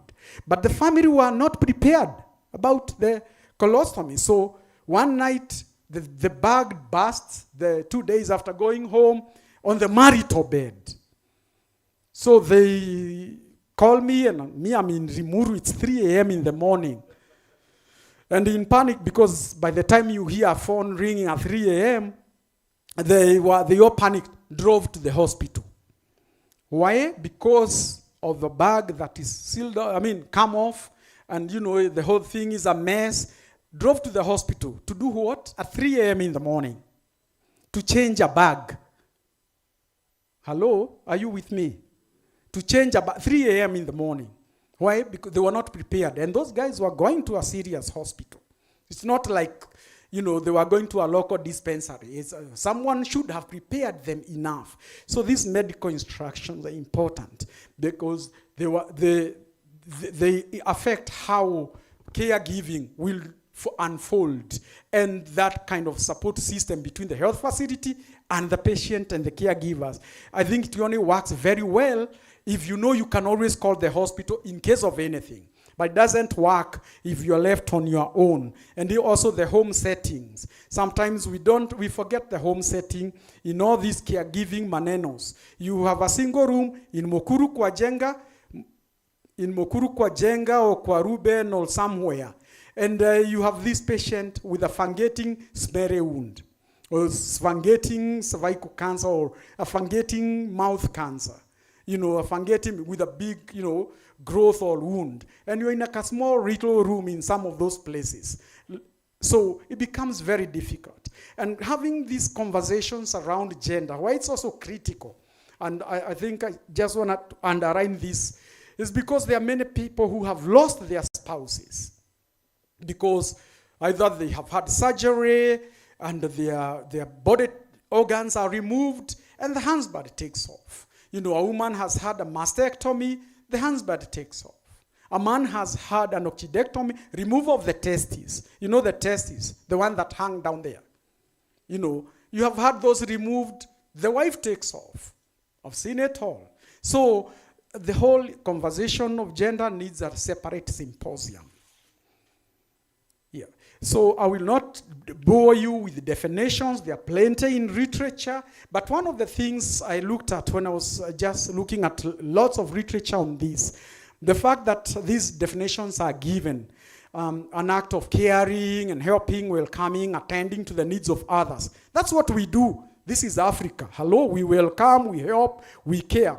The only difference is, and why many of these definitions don't capture everything, is because NCDs and chronic illnesses are not acute illnesses. When you hear Makomi is admitted in hospital, watu watakuja? People you come and visit me because I have an acute illness, everyone will just show up to say Paule to me. Is that? Asaf, you'll come with the ripe bananas to see the mugonjwa. You know, someone will come, Dr. Bukachi, you say, that guy spoke well, atanutumia sombiri or something, you know. Because I've had an acute episode. But then if it's a chronic illness, 8 months down the road, those visitors who are coming in droves, they stop coming. They don't show up anymore. In fact, 8 months, a year later, they say, hakupona, he's not well, haya. Some are even surprised you are still alive. I've seen it all. They even say, aya. You mean, you know, they don't want to say, aya, he didn't die, because that's what they expect. So some of these definitions, sometimes maybe we need to rethink how we are looking at this caring, because it's easy to care for acute episodes. You need to look nice visiting your friends. And for us, who are many of us here present are informal caregivers, providing assistance. We are not being paid. It's unpaid support. And this is my point. We, as researchers, universities, and all people who have seen and read many big fat books, we may need to start quantifying, to see how can we quantify this care and say, look, if this patient had stayed in hospital, it would have costed the NHIF this much. But because he's at home, the care is costing this much. We need to do that in a structured way. Perhaps it's some research area to be actually explored, so that we can say, NHIF, we saved you X amount of funds because the people caring at home, this is just how much it is costing. But it's not costed. We need, I don't know how much I spent on my mother, my own mother, or my mother-in-law is from Mombasa. So I'm going to Mombasa every so often, to look at her nearly every weekend. So, there's so much, it's a lot of cost, but we kept her at home. So means we saved some money for somebody. And it's important that some of these things are quantified so that we don't just talk of the burden of NCDs, the burden of caregiving. But how much is it? If you are asked, and I like asking, how much is it? Lily, you wouldn't be able to put would you? Yeah, we don't know. We just say, no, caregiving is big burden, but how much? Health care, policy people, economists, them, they want numbers. Numbers talk. Everybody else just stays outside. Angoje hapo inje if you don't have numbers. So it's a challenge to us. Let's think about it. But in terms of caring, and this is an important picture if you forget everything else, let us also remember the unconventional caregivers. Right there, if you can see that one. We have unconventional care, and these days we talk about dual consultation. Can you see the guy right over there? Can you see the guy on the extreme? Yeah, so it's important, and you have, you are specialists and doctors and everybody else. So it's also important to appreciate the unconventional caregivers. Sometimes they are one and the same thing as the spiritual caregivers. So the boundary can be very thin. So it's important to appreciate and accommodate them. You're not going to fight this one. When you have a patient, you just have to find how do you accommodate. If they're going to tie harmless things around the patient's waist, they are tying things around the patient's neck and their hands. Don't go there kukemea. Don't go there to bind and say, oh, this one is doing. If they just want to put some little color something on the tummy, you know what? There's nothing invasive there. And that makes the patient feel good, fair enough. Just accommodate that guy. They are playing an important... If the patient has things under the bed, and you're visiting, and there are all sorts of things under the bed and others hanging all over the place, those things are important to the patient. Whether they are gourds or rabbit skin, whatever they are, they're important to the patient. Is a patient taking his antihypertensive medication? Yes. Is a patient taking his hydroxyurea? Yes. Is a patient taking his dawas? Yes. You know what? A rabbit skin hanging on their bed? That's okay. It means something. There's no difference for the one who has hung a rosary or a cross, or the one who has a Bible by the bedside. So for this particular patient, this is what it means. So let's also think about this other unconventional. We may not actually like them. Okay, I don't like the Shakahora type, but there are other people who are important to the patient. I'm not vouching for them, but I have had to struggle with that until I said, you know what? And my staff would come and tell me, the patient, kuna vitu amejifunga huku. Say, what is the problem with the... See, amekuja chemotherapy. You can access a vein, give the chemo. Forget what the patient is tying around their bodies. Give the chemo. And those patients are very compliant. You come for chemo. But it's important to appreciate those things are happening. And we have seen many studies, even in the West, telling us almost 60% of cancer patients use complementary and alternative medicine. Okay, not the one of our variety, but they use something else as opposed to. And if we form partnerships, just like the theme of ASCO was, partnership with the patient will tell you what they are taking.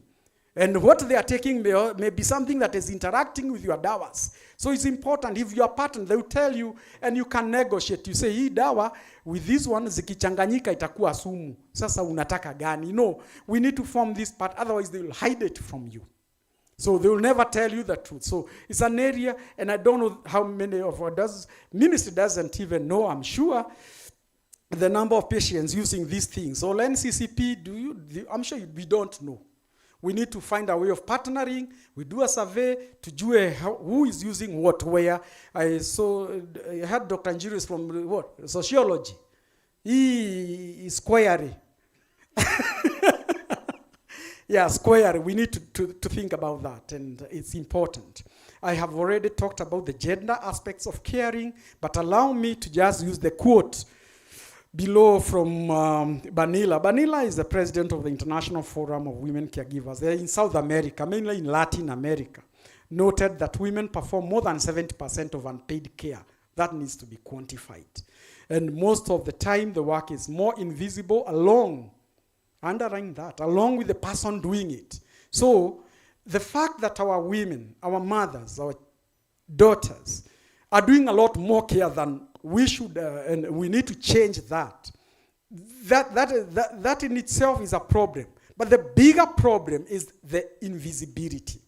We don't even notice it.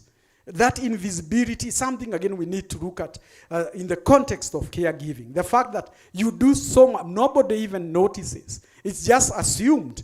Bibi yake anamwangalia.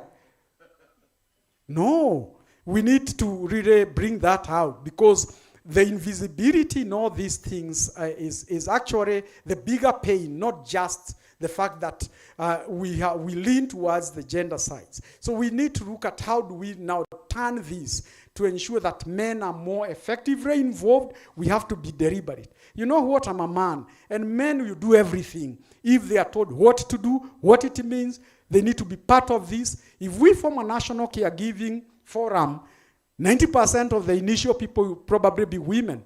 But we need to make sure that we put men there so that we remove the invisibility, because that's what pains, and that's what drives many people who are caregivers to depression, because nobody even sees what they are doing. So critical. I think a number of these, the previous speaker from the UK mentioned some of the physical and mental impact of caregiving.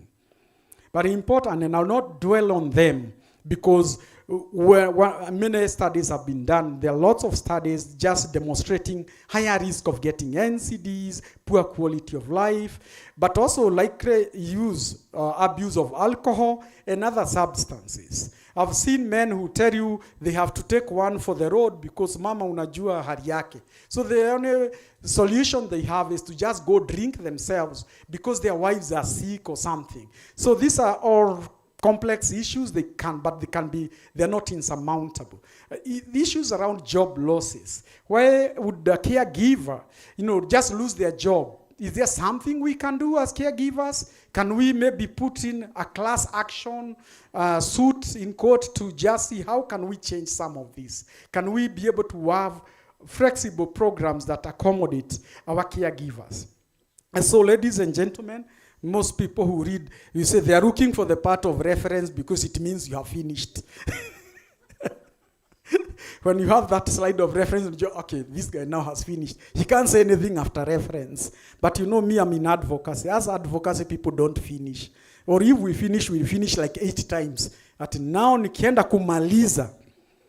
As I finish, So it's important that we have reflections around the issues I have highlighted, all those balloons and pieces that I talked about. I think it's important, critically important, that we bring them together, even in this forum. We start bringing them together. And we have had a good start. Having the university coming down, I think the DVC talked about Ivory Tower, coming down to ordinary mortals, to discuss this, to have these conversations, because they're happening to real people. And if you are doing a study, then you will have to use all of us. So it's a good start to bring all these pieces together. We have academia on the table, civil society, we have patients groups, professionals. So let's make sure that even in all our professional, I'm sure someone was looking at the thank you slide. There's another thank you too. You know, but it's important that we not just have this forum this morning, but then come with action plan. What are we going to do after this? What happens after coming to Safari, Nairobi Safari Club? What will happen in 3 months? I'm putting a challenge to all of us, not just to organizers, because we need to hold ourselves accountable. In 3 months after this forum, in 6 months after this forum, in 9 months, in a year, what are we going to do? What will have happened between now and then? In 90 days, will there be a caregiver who will feel better or do better things because they had come here? In a year's time, is caregiving going to be a critical component of the Ministry of Health that we are to asking how much money is allocated to caregivers manenos in the budget? We need to get there because it's important. You know, one of the things, and allow me to just finish off with this, that always drain me or pain me, or do I say, like people say, I have a burden. You have a caregiver for a patient, let's say with the serious multiple sclerosis, a patient with dementia, who is being looked at home, then NHIF is not paying us anything. So this patient would otherwise be paid for if they were in hospital. So why can't NHIF pay for that care? Why not? Because you have freed a hospital bed, freed human resources, and other material resources, but they won't pay. So we need to start those kind of, I'm just inciting all of us. We need to just say, no, this need to be paid. And we can only start if we quantify it from an economic point of view. I will not stop talking until you clap for me. Otherwise, yeah, that's the part I was waiting for. Thank you, ladies and gentlemen. Najua hata wahubiri wanataka kuwa encouraged.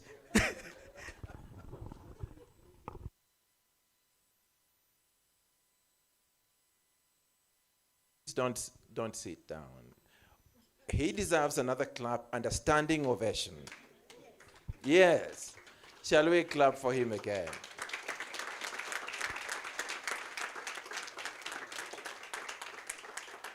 We invited your chair. May you sit down, please? We invited your chair, Dr. Zipporah Ali. I've known Zipporah for a long time, and we sit on many committees together, including many of the committees at the Ministry of Health. And she said, no, this week I'm busy, I'm traveling, and I'm sure she's probably traveling somewhere out of the country. And then my secretariat asked, is it possible we can change the date to accommodate Zipporah to come? And Zipporah called me and laughed and said, no, you will not be disappointed. Are you disappointed? No. Absolutely. So shall we clap for him again? Thank you. Asante, you may sit down. We have a lot of memorable quotes. I just like the poem. I wish we could invite him again over tea or something so he can sing that poem about Arua. Just if everybody knew about what Arua is doing in the whole country, in the whole Africa, and if everyone knew what the NCD Alliance is doing in the whole country, perhaps we need to go and sing that in Parliament one of these days. And we invite you. Arua is going to have a stand, a booth at the next COG meeting in Eldoret, and we are hoping that we can be able to get a space to push our way to speak about NCDs in the counties. I think that's going to be a good moment. Maybe a good moment for you to sing the poem during the plenaries at the COG. Fantastic. Now, I know we are running seriously late, but I'm sure you're inspired the way I am. We must allow for some questions. Our participants online have sent several dozens of questions, and I don't know how we're going to deal with them. I'm also aware that there are pressing issues. Some of our colleagues, like Dr. Gadesha, may be leaving. They need to prepare for the launch of Pen Plus in my own county, that's Vihiga County. I was aware of that from the governor that they're launching that in Vihiga. I'm hoping Pen Plus can go in many more counties around the country. Shall we hear some questions? Please bear with us, and Dr. Gadesha, when you're free to leave, please will allow you to do that. And we are very grateful for your coming. Yes, questions, please. Could you read the questions out? Yes. Thank you, Dr. Bukachi. Being part of the team in charge of the program, I'm